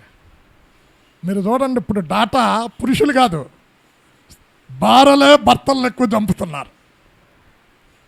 భర్త భార్యను చంపటం పోయింది ఆ రోజులు. ఇప్పుడు భార్య భర్తలను చంపే ఎక్కువ భార్యలే చంపుతున్నారు. ఇవన్నీ సృష్టి చూడలేక మొరపెడుతూ ఉంది. విడుదల కొరకు ఆశతో ఎదురు చూస్తూ ఉంది. దేవుని పిల్లల ప్రత్యక్షత కొరకు, మహిమ కలిగిన స్వాతంత్ర్యం కొరకు ఎదురు చూస్తూ ఉన్నది. ఈ సృష్టి దాస్యత్వము నుంచి విడుదల పొందుతాది, పాపపు కాడి నుండి విడుదల పొందుతాది. మొదటిది. 2, భూమి మీద ఏ మనుష్యుడు పాపం చెయ్యడు. పాపం చెయ్యాలన్న తలంపే రాదు, ఆలోచనే రాదు.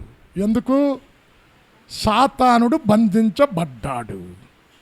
ఇప్పుడు భూమి మీద, మనం ఉన్న భూమి మీద సైతానుడు ఎక్కడుంటాడో తెలుసా? క్రైస్తవుడు ఇంటి బయట ఎదురు చూస్తూ ఉంటాడు. ఎందుకు? అన్నిల దగ్గర ఎందుకు ఉండడు? అక్కడ ఎప్పుడు కావాలంటే అప్పుడు ప్రవేశం, ఆల్వేస్ డోర్స్ ఓపెన్ కదా. అది ఎక్కడ ఎందుకు ఉంటాడు? ఇప్పుడు భర్త అన్నం తింటా ఉన్నాడు, తింటూ చిక్ ఏంటి ఎంత దరిద్రంగా చేసావు కూర అని మీ అమ్మ పెళ్లి చేసి పంపినప్పుడు వంట చేయటం నేర్పించలేదే, నిన్ను కాదు మీ అమ్మని అనాలి అంటాడు. ఏమన్నా సైతాన్ ప్రవేశిస్తున్నాడనే.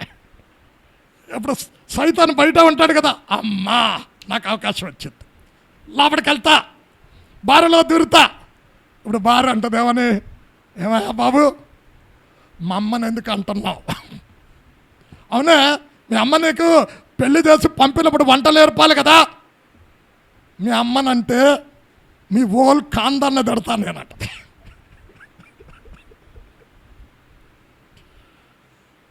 సైతాన్. ఇప్పుడు సైతాను బంధించబడింది. భార్యాభర్తల మధ్య గొడవలు ఉండవు. ఇప్పుడు భార్య కూర సరిగా చేయలేదు అంటే భర్త ఏమంటాడు తెలుసా? అమ్మా కొద్దిగా ఉప్పు తక్కువ వేసినట్టున్నావు, కారం కొద్దిగా ఎక్కువ పడినట్టుందో, కొద్దిగా మంచి చేయొచ్చు కదా అంటే భార్య అంటే ఏమంటుంది తెలుసా? నచ్చలేదండి, ఇంకొక కర్రీ చేసి పెట్టాలా. చూడండి, అది అంత చక్కగా చూడండి, ఆ ప్రేమ, ఆ అన్యోన్యత, ఐక్యత. ఇప్పుడు అత్తా కోడళ్ళు దెబ్బలాడుకోరు. అత్తకి కోడలికి పడదు. ఏంటి, కొన్నిసార్లు కోడల్లో దూరుతుంది సైతాను. చూడు, అలా కూతుర్ని అలా ప్రేమించింది చూడు, నేను చూడు అలా చూస్తుందా, అన్నాంలో ఒకటి వస్తుంది. కరెక్టే కదా, కూతుర్ని ఒకలా చూస్తుందో నన్ను ఒకలా చూస్తుంది. భేదాభిప్రాయాలు ఉండవు. అత్త కోడళ్ళు ఎలాగుంటారో తెలుసా, నయోమి రూతులు లెక్క ఉంటారు. ఇప్పుడు వదిన ఆడపడుచులు ఉన్నారండి. ఇప్పుడు అక్క చెల్లెళ్ళు దెబ్బలాడుకున్నారనుకో, మనసులో పెట్టుకుంటారమ్మా, పెట్టుకుంటారా? పక్కింటోడికి చెప్తారా? ఎదురింటోడికి చెప్తారా? మా అక్క మా చెల్లి కడుపులో దాచుకుంటారు.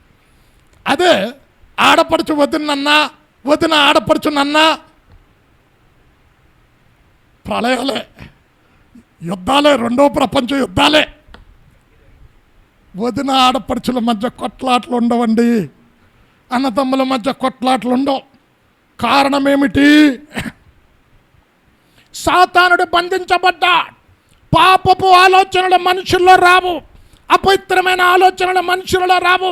అందరూ కూడా సహోదర ప్రేమ కలిగి ఐక్యతతో ఏదైనా తోటలో ఆదాము అవ్వ, నా ఎముకలలో నా ఎముక, నా మాంసంలో నా మాంసం, భార్యాభర్తలు అన్యోన్యంగా ఐక్యతతో సమాధానంతో ఎలా జీవించారో అలాగుంటుంది. పొరుగు వాని మధ్య కొట్లాట ఉండవు, కలహాలు ఉండవు, విరోధాలు ఉండవు. ఇది రెండవది అమ్మా, ఇది రెండవది. 10 పాయింట్లు చెప్తా, చాలా ఉంది. ఇది 4 వర్తమానాలు. మూడవది అమ్మ, యెషయా 65వ అధ్యాయం పట్టుకోనండి. ఇప్పుడు మేము మిమ్మల్ని అడుగుతా, 1000 ఏళ్ల పరిపాలనలో జననాలు, మరణాలు, పెళ్ళిళ్ళు ఉంటాయా? ఉంటాయా చెప్పండి అమ్మా. ఉండవా? ఉంటాయి. రెఫరెన్స్లో ఇస్తా. మనకుండవు. ఎందుకు? మనము మహిమ కలిగిన శరీరము ధరిస్తాం. ఆ రోజున 1000 ఏళ్ల పరిపాలనలో యూదులు ఉంటారు. యూదులకు సహాయం చేసిన అన్య జనాంగం ఉంటుంది. నరుని ఆయుస్సు ఎంత తెలుసా? వృక్ష ఆయుష్, అంటే 1000 ఏళ్ళు పరిపాలన బతుకుతారు. బాలుడు 100 సంవత్సరాల వయస్సు కలిగి, అంటే 4 దశలు ఉన్నాయి కదా, బాలుడు, తర్వాత యవనస్తులు, నడి వయస్సు, వృద్ధాప్యం. ఇప్పుడు చదవమ్మా, యెషయా 65:20 నుంచి చదవమ్మా. అక్కడ ఇకను కొద్ది దినములే బ్రతుకు శిశువులుండరు, కాలము నిండని ముసలివారుండరు, బాలురు 100 సంవత్సరముల వయస్సు గలవారై చనిపోవుదురు. ఒక నిమిషం అమ్మా, ఉందా? పాపాత్ముడై శాపగ్రస్తుడగువాడు సహితము 100 సంవత్సరములు బ్రతుకును. జనులు ఇండ్లు కట్టుకొని వాటిలో కాపురముందురు, ద్రాక్ష తోటలు నాటించుకొని వాటి ఫలములను అనుభవింతురు. వారు కట్టుకున్న ఇండ్లలో వేరొకరు కాపురం ఉండరు, వారు నాటుకొన్న వాటిని వేరొకరు అనుభవింపరు. నా జనుల ఆయుష్యము వృక్షాయుష్యమంతా యగును. వృక్షాయుష్యు. ఇప్పుడు యేసుక్రీస్తు జీవించిన దినాలలో ఉన్న ఒలీవ చెట్టు ఇంకా ఉందట, తెలుసండి? నరుని ఆయుస్సు వృక్షాయుస్సు అంటే బాలుడు 100 సంవత్సరాలంట. పెళ్ళిళ్ళు ఉంటాయి, మరణాలు ఉంటాయి, జననాలు ఉంటాయి. ఎవరికి? మనకి కాదు. మనము ఏ శరీరంతో ఉన్నాం? మహిమ శరీరముతో. దేవదూతలకు పెళ్ళిళ్ళు లేరు, పెళ్ళిళ్ళు చేసుకోరు. ఈ బుద్ధి లేని మాట్లాడే ఆ రిఫరెన్స్ కూడా కావాలంటే ఇస్తా మీకు. ఇక్కడ మొట్టమొదట భూమిలో మనుష్యుని ఆయుష్ ఎంత తెలుసండి? 900 సంవత్సరాలు పైబడి బతికే. భూమి మీద ఎక్కువ సంవత్సరాలు బ్రతికిన వ్యక్తి ఎవరమ్మా? మెతూసెల్. ఎన్ని సంవత్సరాలు? 969 సంవత్సరాలు. ఇప్పుడు అమ్మా, యోబు 8:8 చదువు. ఇక్కడ అంటున్నాడు యోబు, మేము నిన్నటి వారమే, మా జీవము నీడ వలె ఉన్నది. 8:8. మనము నిన్నటి వారమే, మనకు ఏమీయూ తెలియదు. భూమి మీద మన దినములు నీడవలేనున్నవి. నీడ వలె ఉన్నాయి. ఎందుకు? దేవుడు మొట్టమొదట మనిషినికి 900 సంవత్సరాలు పైబడి ఆయుష్ ఇచ్చాడు. ఇప్పుడు ఆ ఆయుష్ ఇక్కడ ఉంటుంది. జలప్రలయం తర్వాత ఆయుష్ తగ్గింది. మోషే అంటాడు కదా, 90-10లో నరుని ఆయుష్ 70 సంవత్సరాలు, అధిక బలమున్న 80 సంవత్సరాలు, ఆయనను ప్రయాసం వ్యర్థమే. ఇప్పుడు భక్తుడైన దావీదు ఏమంటున్నాడు తెలుసా అమ్మ? 1 సమూయేలు 20:3 నాకును మరణమునకును అడుగంత దూరం ఉంది. చదవమ్మా. 23. దావీదు, నేను నీ దృష్టికి అనుకూలుడనను సంగతి నీ తండ్రి రూఢిగా తెలుసుకొని యోనాతానునకు చింత కలుగకుండుట. 23 అయితే 23 చదవమ్మా. అయితే 23. అయితే యెహోవా జీవము తోడు నీ జీవము తోడు నిజముగా నాకును మరణమునకును అడుగు మాత్రం ఉన్నదని ప్రమాణము చేయగా. ఇప్పుడు భూమి మీద మనుషుని ఆయుష్ అంటున్నాడు, అడుగంత దూరమే అంటున్నాడు. అదే దావీదు గారు అంటున్నాడు కీర్తన 39:5లో నా ఆయుష్ పరిమాణం బెత్తడంత ఉన్నది. భూమి మీద ఇప్పుడు మన ఆయుష్ అంతా 39:5. నా దినముల పరిమాణము నీవు బెత్తడంతగా చేసి ఉన్నావు. చాలా తక్కువ. చూడండి, ఆ రోజులలో యాక్సిడెంట్లో చచ్చిపోయారు, ఎవడో చంపేశాడు. ఇక్కడ చక్కగా ఉన్నాడు చూడు, ఆడ చదివింది కదా 22వ వచనంలో ఏం చదివావు?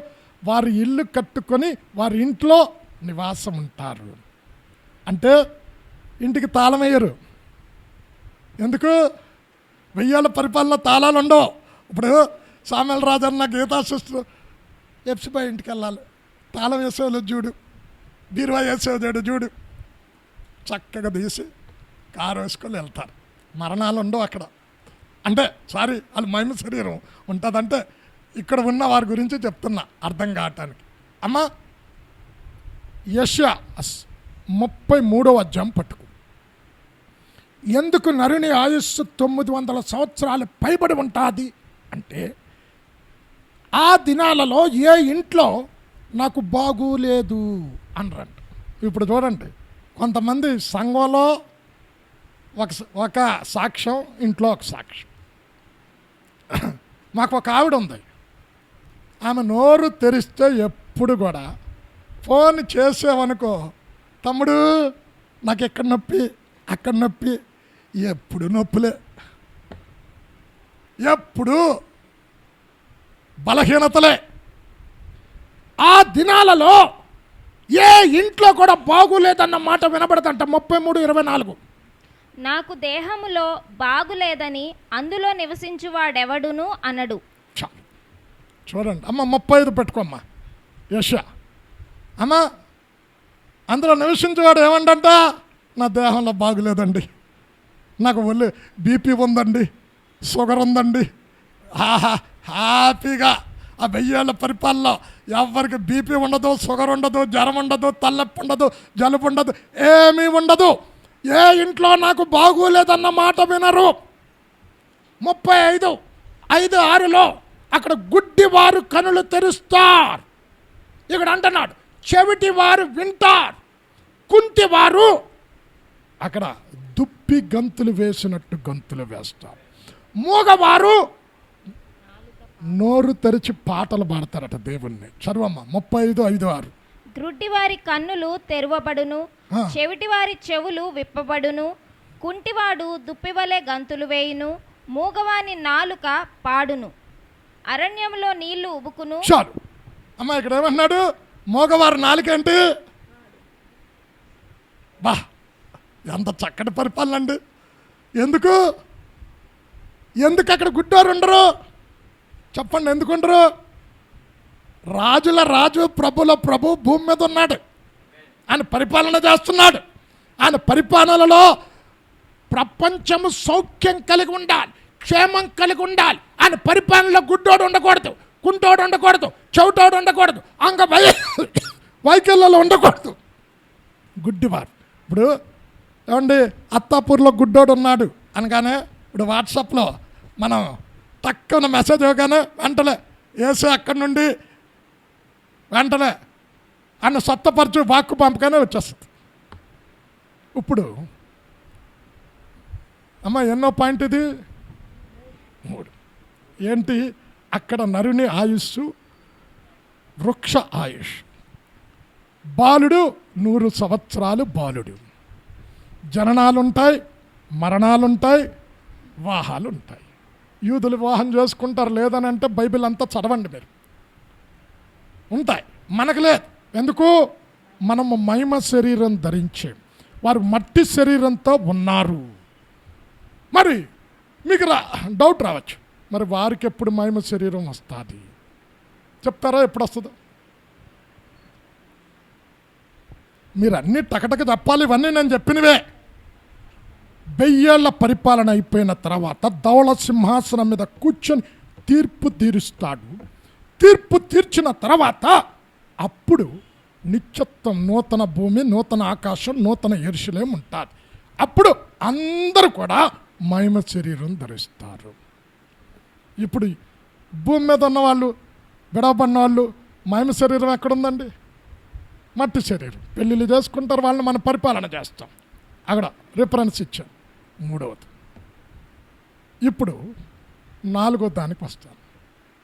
అమ్మ ఆమోసు 9వ అధ్యాయం పట్టుకు. భూమి సమృద్ధిగా పంటలు పండుతుంది, వర్షాలు సకాలంలో కురుస్తాయి, కరువు భూమి మీద ఉండదు.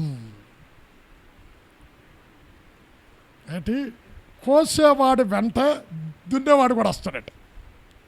అంటే భూమిలో విత్తనం వేసే 6 మాసాలు ఎదురు చూడాలి అన్నది ఉండదు.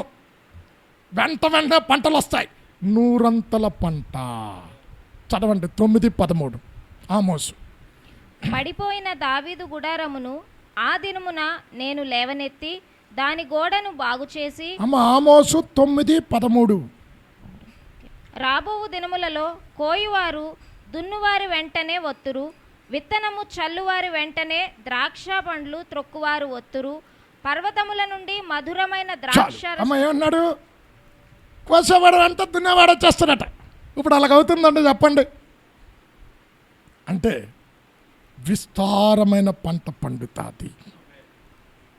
ఇప్పుడు మీకు కొన్ని క్లారిఫికేషన్ ఇస్తా. అమ్మ నిర్గమకాండం 16వ అధ్యాయం పట్టుకో. ఇప్పుడు ఆ దినాలలో మామిడి పండు కోసుకున్నాం, తిన్నాం. తిని ఏం బాలే, చేదుగుంది, లేకపోతే మామిడి పండు కుళ్ళిపోయింది.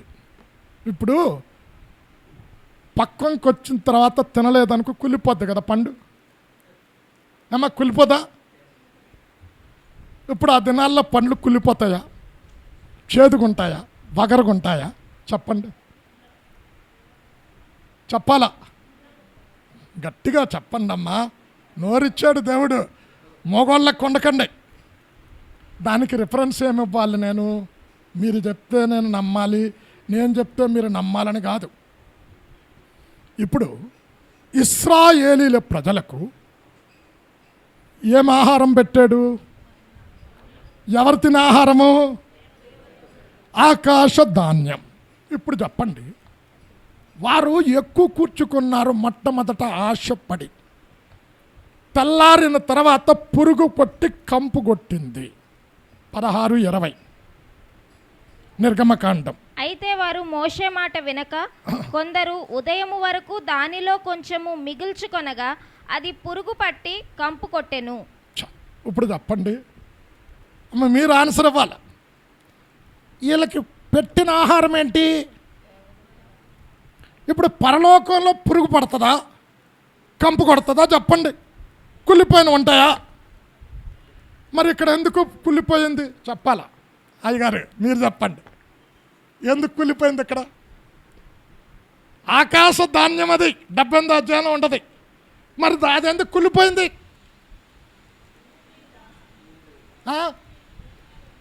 గట్టిగా ఒక్కలైనా చెప్పండి అమ్మా. భూమి మీద భూమి మీద పురుగులు ఉన్నాయా చెప్పండి.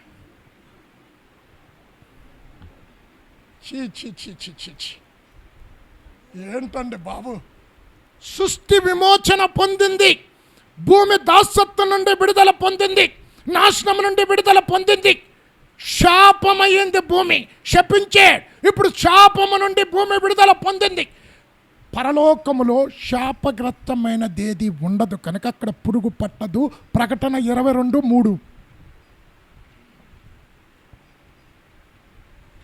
ఇక మీదట శాపగ్రస్తమైనదేదియు దానిలో ఉండదు. చాలు అమ్మ, పరలోకంలో ఎందుకు పురుగు పట్టదు? అక్కడ శాపం లేదు. మరి భూమి మీద ఎందుకు పళ్ళు కుళ్ళిపోతున్నాయి? భూమి శపించబడినది. దేవుని కుమారుల ప్రత్యక్షత రాగానే, మహిమ కలిగిన స్వాతంత్ర్యం పొందగానే భూమి ఆహాహా నాశనము నుండి, దాసత్వం నుంచి విడుదల పొందింది. అర్థమవుతుందా? ఇప్పుడు భూమికి శాపం లేదు కదమ్మా. ఇప్పుడు పళ్ళలా కుళ్ళిపోతాయి చెప్పండి. పరలోకంలోలే బా ఎంత చక్కగా రాశాడండి 1000 ఏళ్ళ పరిపాలన గురించి. ఇది 4వది, సమృద్ధిగా పంటలు పండు. 5వది, భూమి దీవించబడతాది. ఎలాగా? ఇప్పుడు అమ్మ యెషయా 32 అధ్యాయం పట్టుకో. ఐజియా 32 చాప్టర్, యెషయా 32. ఇక్కడ అరణ్యంలో చెట్లు క్రమమైన పద్ధతిలో పెరుగుతాయా చెప్పండి? క్రమం ఉంటుందా? ఉండదు. ఆడ తోటమాలు ఉండడు కదా. పనికి రాని పిచ్చి చెట్లన్నీ ఉంటాయి. ఇంకేంటి? ముళ్ళ పొదలు, గచ్చ పొదలు ఉంటాయి. ఇంకేంటి?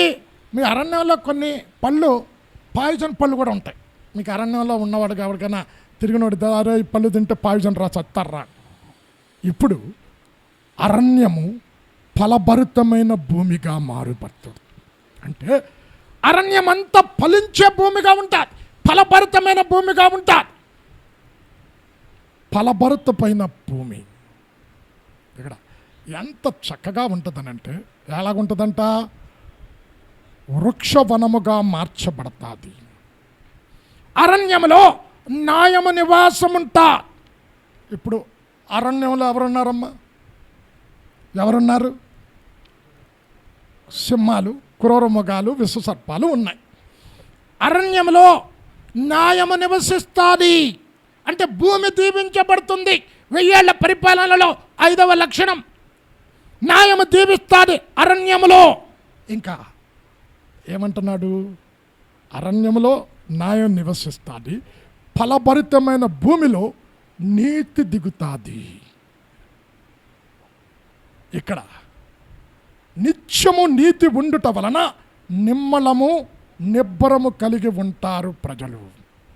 ఎందుకు? ఇప్పుడు నిబ్బరం కలిగి, నిమ్మలం కలిగి ఉంటారు. ఇంకా తన ప్రజలు ఆశ్రయస్థానములందు, విశ్రమ స్థలములందు, సుఖకరమైన నివాసములందు నివాసము చేస్తారు. 32 యెషయా 15-17 వచనాలు చదువమ్మ. అరణ్యము ఫలభరితమైన భూమిగాను, ఫలభరితమైన భూమి వృక్ష వనముగాను. అమ్మా, అరణ్యం ఎలాగట్టు మారుతుంది? ఫలభరితమైన భూమి, ఫలభరితమైన భూమి వృక్ష వనముగా ఉండును. అప్పుడు న్యాయము అరణ్యములో నివసించును. అరణ్యంలో న్యాయం ఉంటుందట. ఫలభరితమైన భూమిలో నీతి దిగును. నీతి సమాధానమును కలుగజేయును. నీతి వలన నిత్యమును నిమ్మలము నిబ్బరము కలుగును. అమ్మ, ప్రజలు ఎలాగుంటారంట? నిమ్మలంగా, ఏ టెన్షన్ లేదండి. అయ్యో నా కూతురు పెళ్లి చేయాలి, అలాగా నా కొడుకు ఉద్యోగం వస్తుందో లేదో, అనారోగ్యం వస్తుందో లేదో, ఆ అనారోగ్యం వస్తుందేమో, పనికిరాని కార్యాలన్నీ చేస్తున్నాడు. నిమ్మలం కలిగి ఉంటారట. అప్పుడు నా జనులు విశ్రమ స్థలమునందును. అమ్మ, విశ్రమ స్థలములందులు అంటే అర్థం ఏంటి? విశ్రాంతి, హ్యాపీ, సంతోషమే. ఆశ్రయ స్థానములయందును సుఖకరమైన నివాసములయందును నివసించెదరు. చాలు. ఎలాగుంటారంట? సుఖకరమైన నివాసం. భూమంతా దీవించబడతాది. అమ్మ 35 అధ్యాయం పట్టుకోమ్మ యెషయా. మీరు ఇవన్నీ తర్వాత చదువుకోండి, నేను చెప్పినవి 1000 ఏళ్ల పరిపాలన కింద మీదకి వెళ్తూ ఉంటుంది ఇవన్నీ. అందుకే కొందరు ఏమంటారో తెలుసా, పరిశుద్ధ గ్రంథము ఏమీ లేకపోయినా యెషయా పుస్తకము ఒకటి ఉంటే చాలు. విన్నారా ఎప్పుడైనా? అన్నీ అందులోనే ఉన్నాయని. ఇక్కడ ఇప్పుడు మన భూముల్లో కొన్ని ఈ బంజరు భూములండి, ఏ పంట వేసినా అక్కడ పండదు. ఎందుకు అంతవరకు ఎందుకమ్మా? హిరోషిమా జపాన్లో వేసిన బాంబు హిరోషిమాలో వేస్తే ఇప్పటికీ కూడా కొన్ని వందల సంవత్సరాలైంది పంటలు పండవు అక్కడ. సదమ గొమొర్రా పట్టణం అగ్ని గంధకాలతో నాశనం చేయబడింది కదా, ఇప్పుడు కూడా వెళ్తే అక్కడ గంధకం వస్తాడు, అక్కడ ఏ పంటలు పండవు. ఇప్పుడు కొంతమంది అంటారు బంజరు భూములు ఉన్నాయి ఈ పనికిరా పంటకి. అరణ్యము ఎండిన భూమి సంతోషిస్తాది. ఇక్కడ అంటున్నాడు అడవి ఉల్లసించి కస్తూరి పుష్పము వలె పూయును. ఎందుకు కస్తూరి పుష్పంతో పోల్చాడు? ఇప్పుడు కొన్ని స్థలాలకు మనం వెళ్ళామనుకో, ఎందుకంటే పూల మొక్కలు కొన్ని చోట్ల వెళ్ళామనుకో, అక్కడ ఎలాగుంటుందమ్మా వాసన? ఎలాగుంటుంది? వా, ఎంత మంచి సువాసన, చక్కటి పూలు. ఇక్కడ అంటున్నాడు అడవి పూయు కస్తూరి పుష్పము వలె పూయును. ఎంత చక్కగా అన్నాడండి. అది బహుగా పూసి నిమ్మలించును, నిమ్మలించి సంగీతములు పాడును. అక్కడ చాలా చక్కగా అడవి ఏంటంట, లెబానోను సౌందర్యము వలె, లెబానోను సౌందర్యము వలె ఉంటా. ఇక్కడ కర్మెలు సొగసు దానికి ఉంటుంది. ఈ అరణ్యము దేవుని మహిమ, ఆయన తేజస్సును చూస్తుందట. చదువమ్మ 35 మొదటి 2 వచనాలు. అరణ్యమును ఎండిన భూమియు సంతోషించును. ఇప్పుడు అంటే అర్థం ఏంటి? ఎండిన భూములు ఉండవు, బంజరు భూములు ఉండవు, సంతోషిస్తా. మీరు చూడండి, కొన్నిసార్లు తుఫాను వచ్చినప్పుడు ఈ వైర్లు ఉంటాయి చూడండి, వైర్లు టకటక కలుసుకొని డిఫరెంట్ మ్యూజిక్ వస్తుంది. ఎప్పుడైనా విన్నారా? విన్నారండి ఎవరైనా? విన్నారా ఎవరైనా? మీకు చెవులు లేవండి. భయంకరమైన గాలి వచ్చినప్పుడు, నేను ఒకసారి విశాఖపట్నంలో ఉన్నప్పుడు గాలి భయంకరమైన వచ్చిందండి. బయట 2 తీగలు కలిసి రాసుకొని చక్కటి సంగీతం వచ్చింది. నన్ను ఎవరో బాబు ఏటి తీగల ద్వారా ఎంత సంగీతం వచ్చింది? దేవుడు అంటున్నాడు, చదవమ్మా. అడవి ఉల్లసించి కస్తూరి పుష్పము వలె పూయును. ఆమె కస్తూరి పుష్పం గురించి వివరించడానికి సమయం లేదు, కానీ అంటే సువాసననిస్తుంది. అరణ్యంలోకి వెళ్ళగానే అబ్బా. ఇప్పుడు నేను హాంకాంగ్ వెళ్ళానండి. డిస్నీ ల్యాండ్కి వెళ్ళినప్పుడు ఫొటోస్ కొన్ని చూశాను. ఇంతవరకు అలాంటి ఆకులు పుట్టి పెరిగి చూడలే.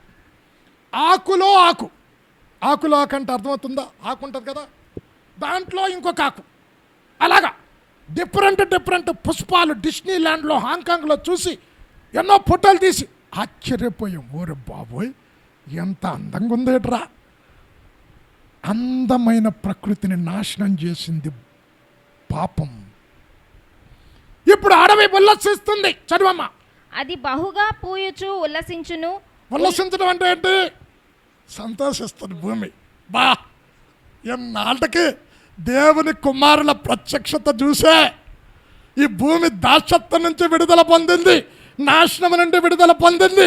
పాపము లేని భూమిని చూసే దేవుడు పాపము పెరిగినప్పుడు భూమిని వాడుకున్నాడు. ఏంటి? జలప్రళయం, నీరు వాడుకున్నాడు. నీరు వాడుకొని భూమిని శుద్ధి చేశాడు. అగ్నిని వాడుకొని సొదొమ గొమొర్రా పట్టణాన్ని శుద్ధి చేశాడు. అంటే కొన్నిసార్లు దేవుడు భూమిని వాడుకొని శుద్ధి చేస్తాడు. ఇక్కడ అంటున్నాడు అరణ్యము ఉల్లాసిస్తుందంట, సంతోషిస్తుంది. ఉల్లసించి సంగీతములు పాడును. అంటే ఎలా పువ్వుల దగ్గర నిలబడితే అరణ్యంలో చక్కటి సంగీతం, ఆ గాలికి మంచి సంగీతం, వీణ వాయించినట్టు. ఇంకేమంటారు? ఇదేమంటారమ్మా? సితార్ కదా, సితార్ ఎలాగ వాయిస్తారు కదా, వాయిలర్. ఇవన్నీ సృష్టిలో ఉన్నాయండి. హాయిగా లెబానోను సౌందర్యము దానికి కలుగును, కర్మేలు షారోనులకున్న సొగసు దానికుండును. అవి యెహోవా మహిమను మన దేవుని తేజస్సును చూచును. చాలు. యేసయ్య మహిమను చూస్తున్నాయండి. యేసయ్య మహిమతో సింహాసనం మీద కూర్చున్నాడు కదా, చూస్తాడు. దేవుని తేజస్సు చూస్తాడు. భూమి దీవించబడతాది. 5వది. ఇప్పుడు యేసయ్య ఎక్కడ కూర్చొని పరిపాలన చేస్తున్నాడు? అమ్మ, ఎక్కడ పరిపాలన చేస్తాడు? గట్టిగా ఎక్కడండి? ఎక్కడ కూర్చుంటాడు? యెరూషలేములో. ఎందుకు యెరూషలేములో కూర్చోవాలి? ఒక క్యాపిటల్ ఒక పట్టణానికి ఉంటుంది. ఆ పట్టణానికి క్యాపిటల్ ఎలాగుంటుంది తెలుసా? మధ్యలో పెడతాడు. 4 వైపులు ఉన్న వారు కూడా వచ్చేటట్టు మధ్యలో ఉంటుంది క్యాపిటల్. యెరూషలేము ప్రపంచపు నడిబొడ్డున ఉన్నది. ఎందుకు యెరూషలేములో ఆయన సింహాసనం మీద కూర్చోవాలి? అక్కడే ఆయన నిందించబడ్డాడు, అక్కడే ఆయన హేళన చేయబడ్డాడు, అక్కడే ఆయన ఉమ్మి వేయించుకున్నాడు, అక్కడే తృణీకరించబడ్డాడు, తిరస్కరించబడ్డాడు.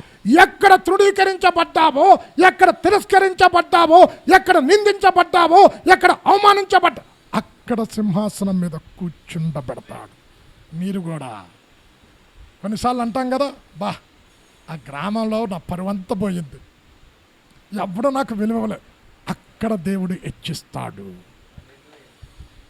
అక్కడ అవమానపరచబడ్డాడు, అక్కడే సింహాసనం మీద కూర్చొని హెచ్చించబడ్డాడు. అమ్మ, ఆ ఆదికాండం 41 పట్టుకోమ్మా. యోసేపు ఎక్కడ నిందించబడ్డాడు, ఎక్కడ చెరసాలలో వేయబడ్డాడు. అందరూ ఏమనుకున్నారా? ఏమనుకుని ఉంటారో తెలుసా? ఒరే చూడండి, ఈ బానిసను తీసుకొచ్చి పోతీఫరు ప్రేమించి ఏం చేశాడమ్మా? ఇంటి అందరి మీద యజమానుడిగా పెట్టాడు కదా. అమ్మా, పెట్టాడా లేదా? ఇప్పుడు పక్కన వాళ్ళు రాజ్యం అంతా ఏమనుకుంటుంది? అరే, బానిసను తీసుకొచ్చి ఇంటిలో అందరికంటే హెచ్చిస్తే ఎంత దుర్మార్గుడో చూడు, భార్య మీద కన్నేశాడు. యోసేపు అంటాడు, ఎక్కడ నేను శ్రమ పడ్డాను అక్కడ నన్ను అభివృద్ధి చేశాడు. ఎక్కడ నేను శ్రమ పడ్డానో అదంతా మరిచిపోవటానికి పెద్ద కుమారుడికి మనస్సు అని పేరు పెట్టాడు. అక్కడ 2 ఆశీర్వాదం ఇచ్చాడని ఎఫ్రాయిం అని పేరు పెట్టాడు. తర్వాత మీరు చదువుకోండి, ఇప్పుడు సమయం లేదు. 41, 50 నుంచి 52 వచనాలు. ఎందుకు యెరూషలేమును ముఖ్య పట్టణముగా చేసుకున్నాడు అంటే, అప్పుడు యోసేపు, దేవుడు నా సమస్త బాధను నా తండ్రి ఇంటి వారిని అందరినీ నేను మరచిపోవునట్లు చేసినని చెప్పి తన జ్యేష్ఠ కుమారునికి మనష్షే అను పేరు పెట్టెను. తరువాత అతడు, నాకు బాధ కలిగిన దేశమందు దేవుడు నన్ను అభివృద్ధి పొందించనని చెప్పి 2వ వానికి ఎఫ్రాయిము అని పేరు పెట్టెను. ఇప్పుడు చెప్పండి, ఎక్కడ బాధపడ్డాడు, ఎక్కడ అవమానపరచబడ్డాడు, ఎక్కడ తిరస్కరించబడ్డాడు? యెరూషలేములో అక్కడే హెచ్చించబడతాం. అంటే ఈ రోజున ఇప్పుడు యేసయ్య ఇప్పుడు ప్రైమ్ మినిస్టర్ పరిపాలన చేస్తున్నాడు. అమ్మ, ఆయన ఒక్కడే ఉన్నాడా? ఆయన ఒక్కడే ఉన్నాడా? ప్రెసిడెంట్ ఉన్నాడు, 29 రాష్ట్రాల చీఫ్ మినిస్టర్లు ఉన్నారు. అంటే అందరి కుర్చీ ఒకటేనా? కాదు. ప్రెసిడెంట్ కుర్చీ వేరు, ప్రధానమంత్రి కుర్చీ వేరు, చీఫ్ మినిస్టర్ కుర్చీ వేరు. అంటే ఒకవేళ యూపీలో నేను పరిచర్య చేసే, యూపీలో నన్ను దారుణంగా చెరసాలలో, ఇప్పుడు నేను ఫోటోలు కూడా చూపిస్తాను, చెరసాలలో ఉన్నవాళ్ళు ఫోటోతో సహా పంపారు నాకు. అక్కడ దేవుడు పరిపాలన చేస్తానికి కృప చూపిస్తాడు. అంటే దేవుని యొక్క చట్టములో సార్వభౌమాధికారమైనదైతే ఆయన కింద మనం అందరం కూడా పరిపాలన చేస్తాం. 5వది. 6వది, నీతి సమాధానం భూమి మీద ఉంటుంది. ఇప్పుడు చూడండి, ఏ ఇంటికి వెళ్ళే మా ఇంట్లో సమాధానం లేదండి, భార్యాభర్తల మధ్య సమాధానం లేదు, బిడ్డలు తల్లిదండ్రుల మధ్య సమాధానం లేదు. ఇక్కడ అమ్మ యెషయా 60 పట్టుకో. ఇక్కడ అంటున్నాడు, సమాధానమును అధికారులుగా నియమించదను, నీతిని ఆచరణకర్తలుగా చేసేదను. నా జనులు నా దేశములో బలాత్కారము చూడరు, సరిహద్దులలో పాడు నాశనము వినబడదు. చదవమ్మ 60 యెషయా 17:18. నేను ఇత్తడికి ప్రతిగా బంగారమును తెచ్చుచున్నాను, ఇనుమునకు ప్రతిగా 18కి వెళ్ళిపోతాడు. ఇకను నీ దేశమున బలాత్కారమను మాట వినబడదు. ఒక నిమిషం, ఇప్పుడు వినబడుతుందా లేదా బలాత్కారం?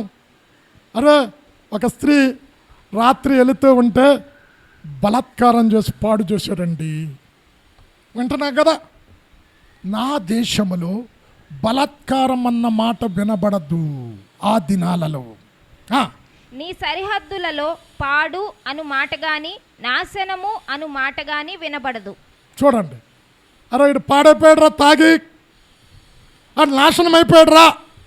పాడు అన్న మాట, నాశనం అన్న మాట వినబడదమ్మా. మీదకెళ్ళమ్మా. సమాధానం 17వ వచనమే చదువు. ఇక్కడ అంటున్నాడు, సమాధానమును అధికారులుగాను, సమాధానమును నీకు అధికారులుగాను, నీతిని నీకు విచారణ కర్తలుగాను నియమించుచున్నాను. అందరూ సమాధానం కలిగి, అత్త కోడల మధ్య సమాధానం, వదిన ఆడపడుచుల మధ్య సమాధానం, అన్నదమ్ముల మధ్య సమాధానం.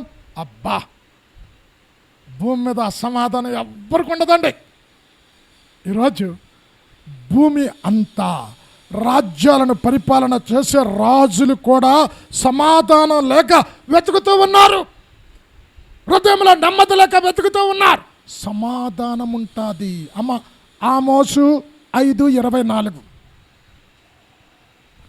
నీతి నీళ్లు ప్రవహించినట్టు ప్రవహిస్తుంది, సమాధానము ప్రవహిస్తుంది. చదువమ్మ. నీళ్లు పారినట్లుగా న్యాయము జరుగనీయుడి, గొప్ప ప్రవాహము వలె నీతిని ప్రవహింపనీయుడి. చాలు. నీతి, న్యాయం, సమాధానం ఉంటా. ఇది ఎన్నోదమ్మా? 6. 7వది అమ్మ, ఇక్కడ జాగ్రత్తగా వినండి. యుద్ధాలు జరగవు. యుద్ధాలు ఉండవు. కత్తులు పట్టుకొని ఒకళ్ళెవరు పరుచుకోవటం. అమ్మ, యెషయా 2వ అధ్యాయం పట్టుకోమ్మా.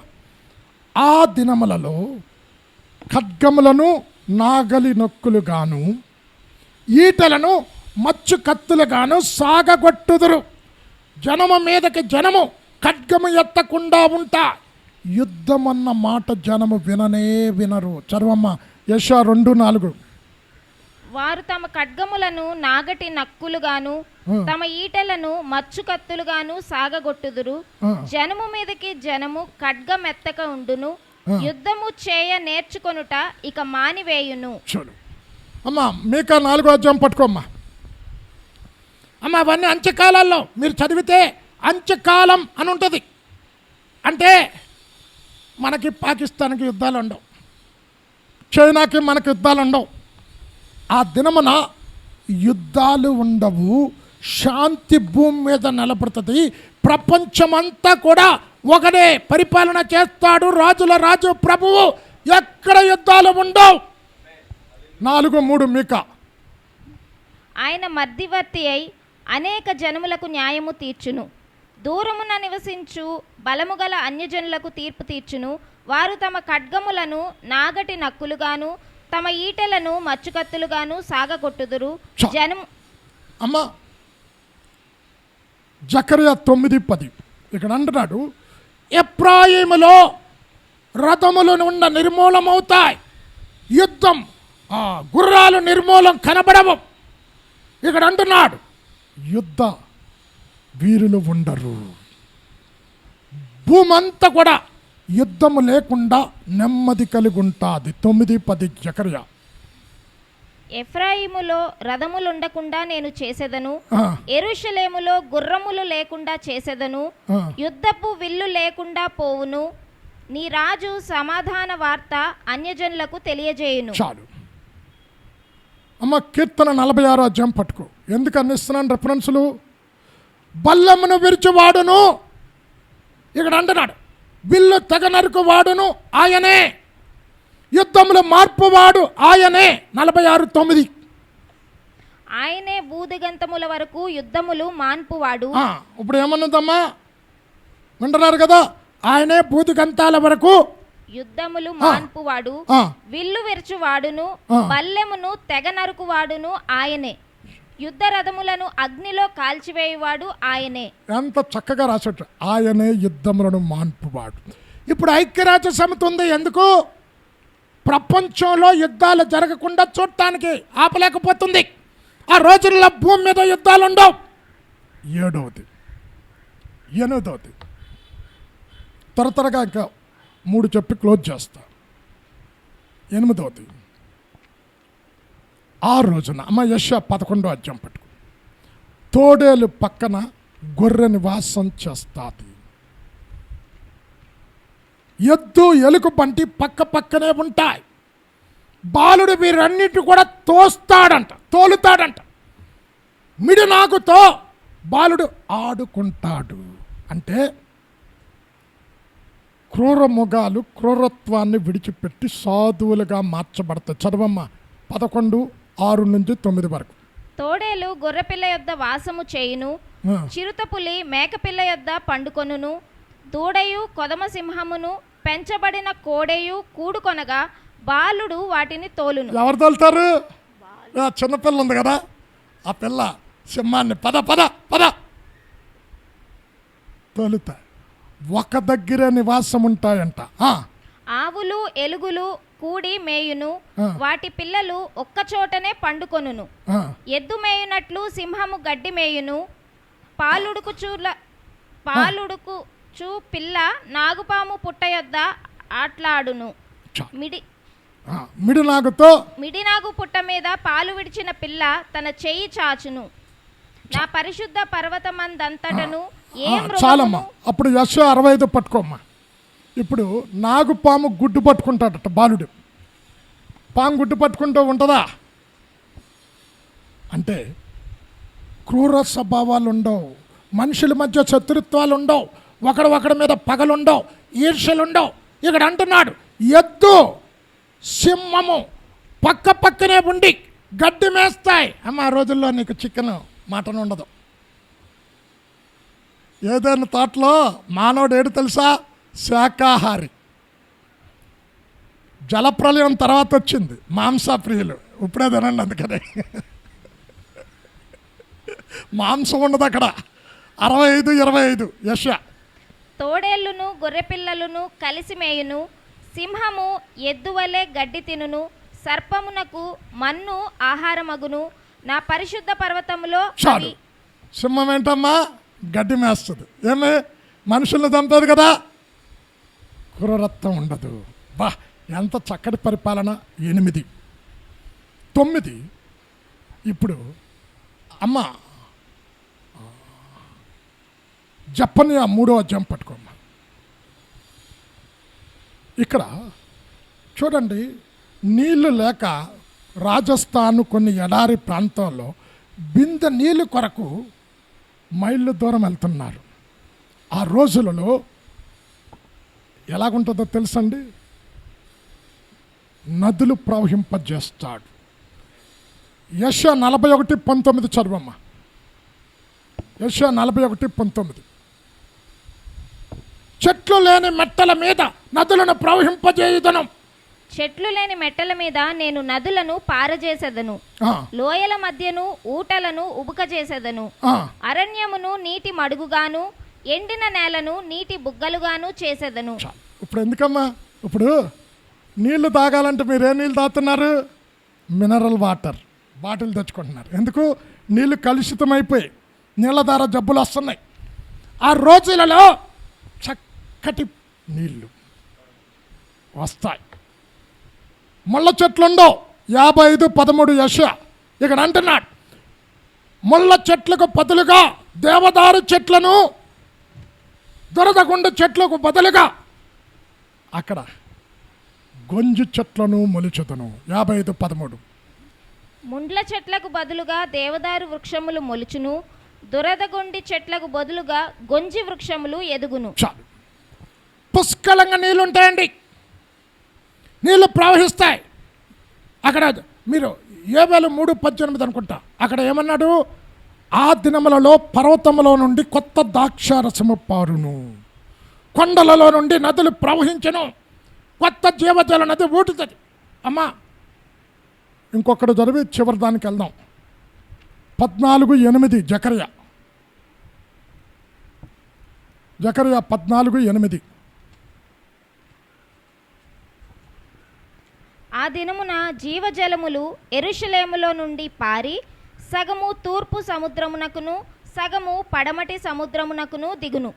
వేసవి కాలమందును చలికాలమందును అలాగుననే జరుగును. ఎందుకు వేసవకాలం అంది అంటున్నాడు? ఎందుకన్నాడమ్మా? ఇప్పుడు వేసవకాలం వచ్చేసరికి నదులు ఎండిపోతున్నాయి కదా, నీళ్ళు లేవు కదా, ఇక్కడ అలాగే జరుగును. అంటే పుష్కలంగా నదులు ప్రవహిస్తాయి, మంచి నదులు, చక్కటి నీళ్ళు వస్తాయి. చివరిగా దేవాలయం. ఇప్పుడు మిమ్మల్ని ఒక ప్రశ్న వేస్తా. యెరూషలేములో దేవాలయం కట్టడానికి మొదటి 3.5 సంవత్సరాలు యూదులతో ఒప్పందం చేసుకుంటే ఫస్ట్ 3.5 ఇయర్స్లో దేవాలయం కంప్లీట్ అవుతుంది. ఆ దేవాలయంలో నాశనకరమైన హేయ వస్తువు పెడతాడు. నోట్ చేసుకోండి, సమయం లేదు కాబట్టి చదవండి. అది 24:15 ఉంటుంది, మొత్తం 24:15. అప్పుడు తిరుగుబాటు చేస్తారు. ఇప్పుడు ఈ దేవాలయం ఉంటుందా చెప్పాలి ఎవరైనా?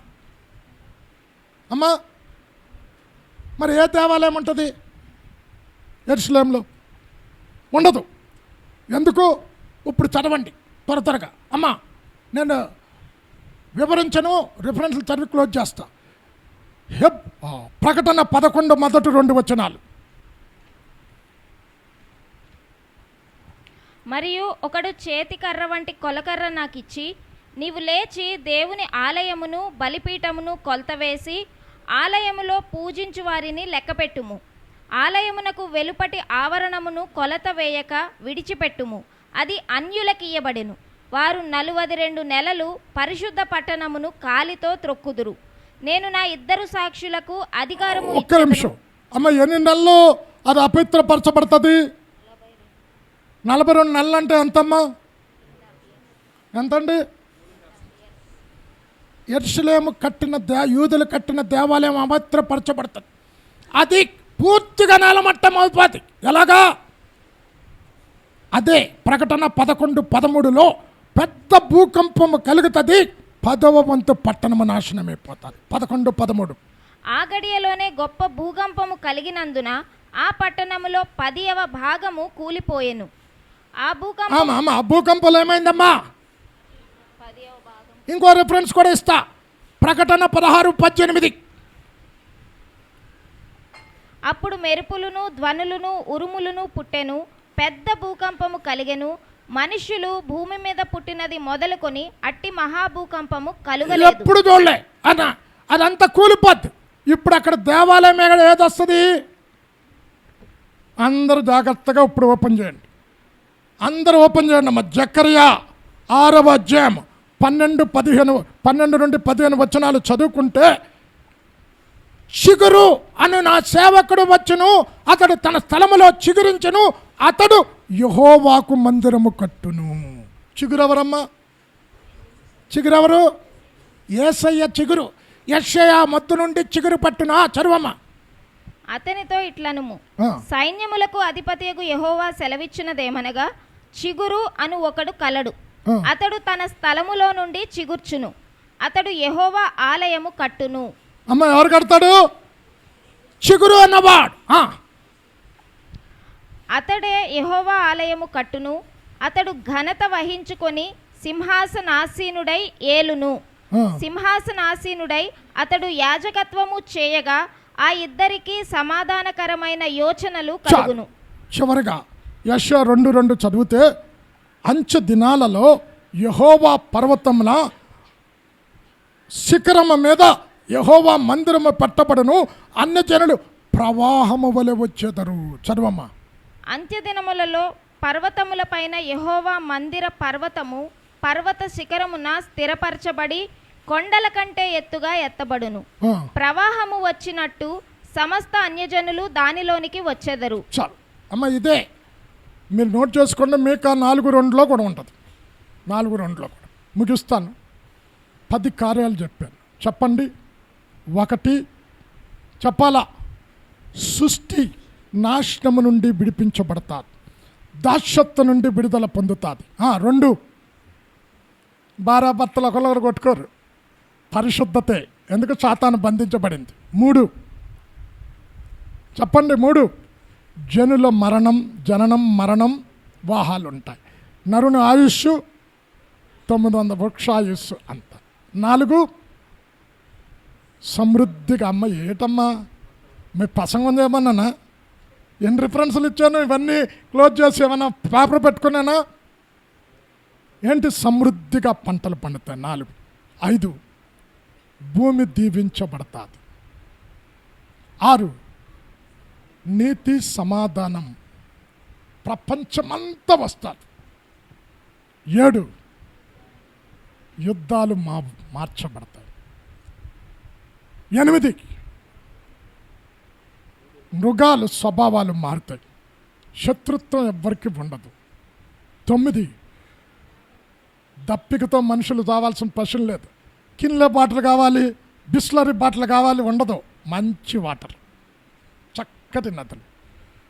దేవాలయం యెరూషలేములో దేవుడే కడతాడు. చివరిగా పరిపాలనలో ఎవరు కూర్చుంటారు? 2 రిఫరెన్స్లు చదివించి క్లోజ్ చేస్తా. చదవమ్మ. మత్తయి 19, 28, 29. ప్రపంచ పునర్జన్మ దినమందు నన్ను వెంబడించువారు నాతో కూడా సింహాసనముల మీద కూర్చొండి పరిపాలన చేయుదురు. చదవమ్మా. యేసు వారితో ఇట్లనెను, ప్రపంచ పునర్జననమందు మనుష్య కుమారుడు తన మహిమగల సింహాసనము మీద ఆసీనుడై ఉండునప్పుడు నన్ను వెంబడించిన మీరును 12 సింహాసనముల మీద చాలు. తర్వాత చదువు. 29 తర్వాత చదువు. తర్వాత 2వది నా నిమిత్తము చాలమ్మా. నిమిత్తము అన్నదమ్ములనైనను అక్క చెల్లెండ్రనైనను తండ్రినైనను తల్లినైనను పిల్లలనైనను భూములనైనను ఇండ్లనైనను విడిచిపెట్టిన ప్రతి వాడును 100 రెట్లు పొందును. ఇదిగాక నిత్య జీవమును స్వతంత్రించుకొనును. చాలు. 2వ రిఫరెన్స్ లూకాసు వార్త 22, 28, 30లో ఇక్కడ పేతురు అడుగుతాడు మాకేమిస్తావని.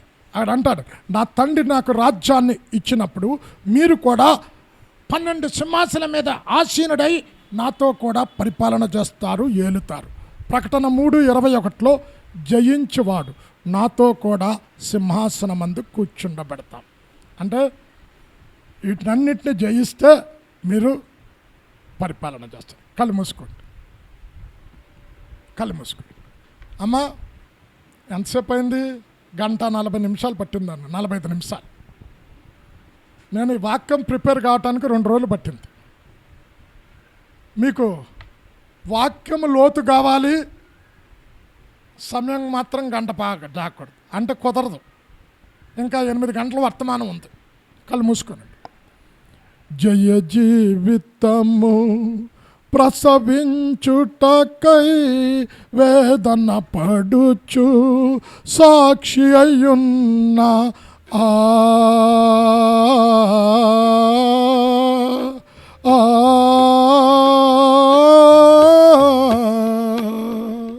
జయ జీవితము ప్రసవించుటకై వేదన పడుచు సాక్షి అయ్యున్నాం నవ నిబంధన సంగమే, నవ నిబంధన సంగమే, నవ నిబంధన సంగమే.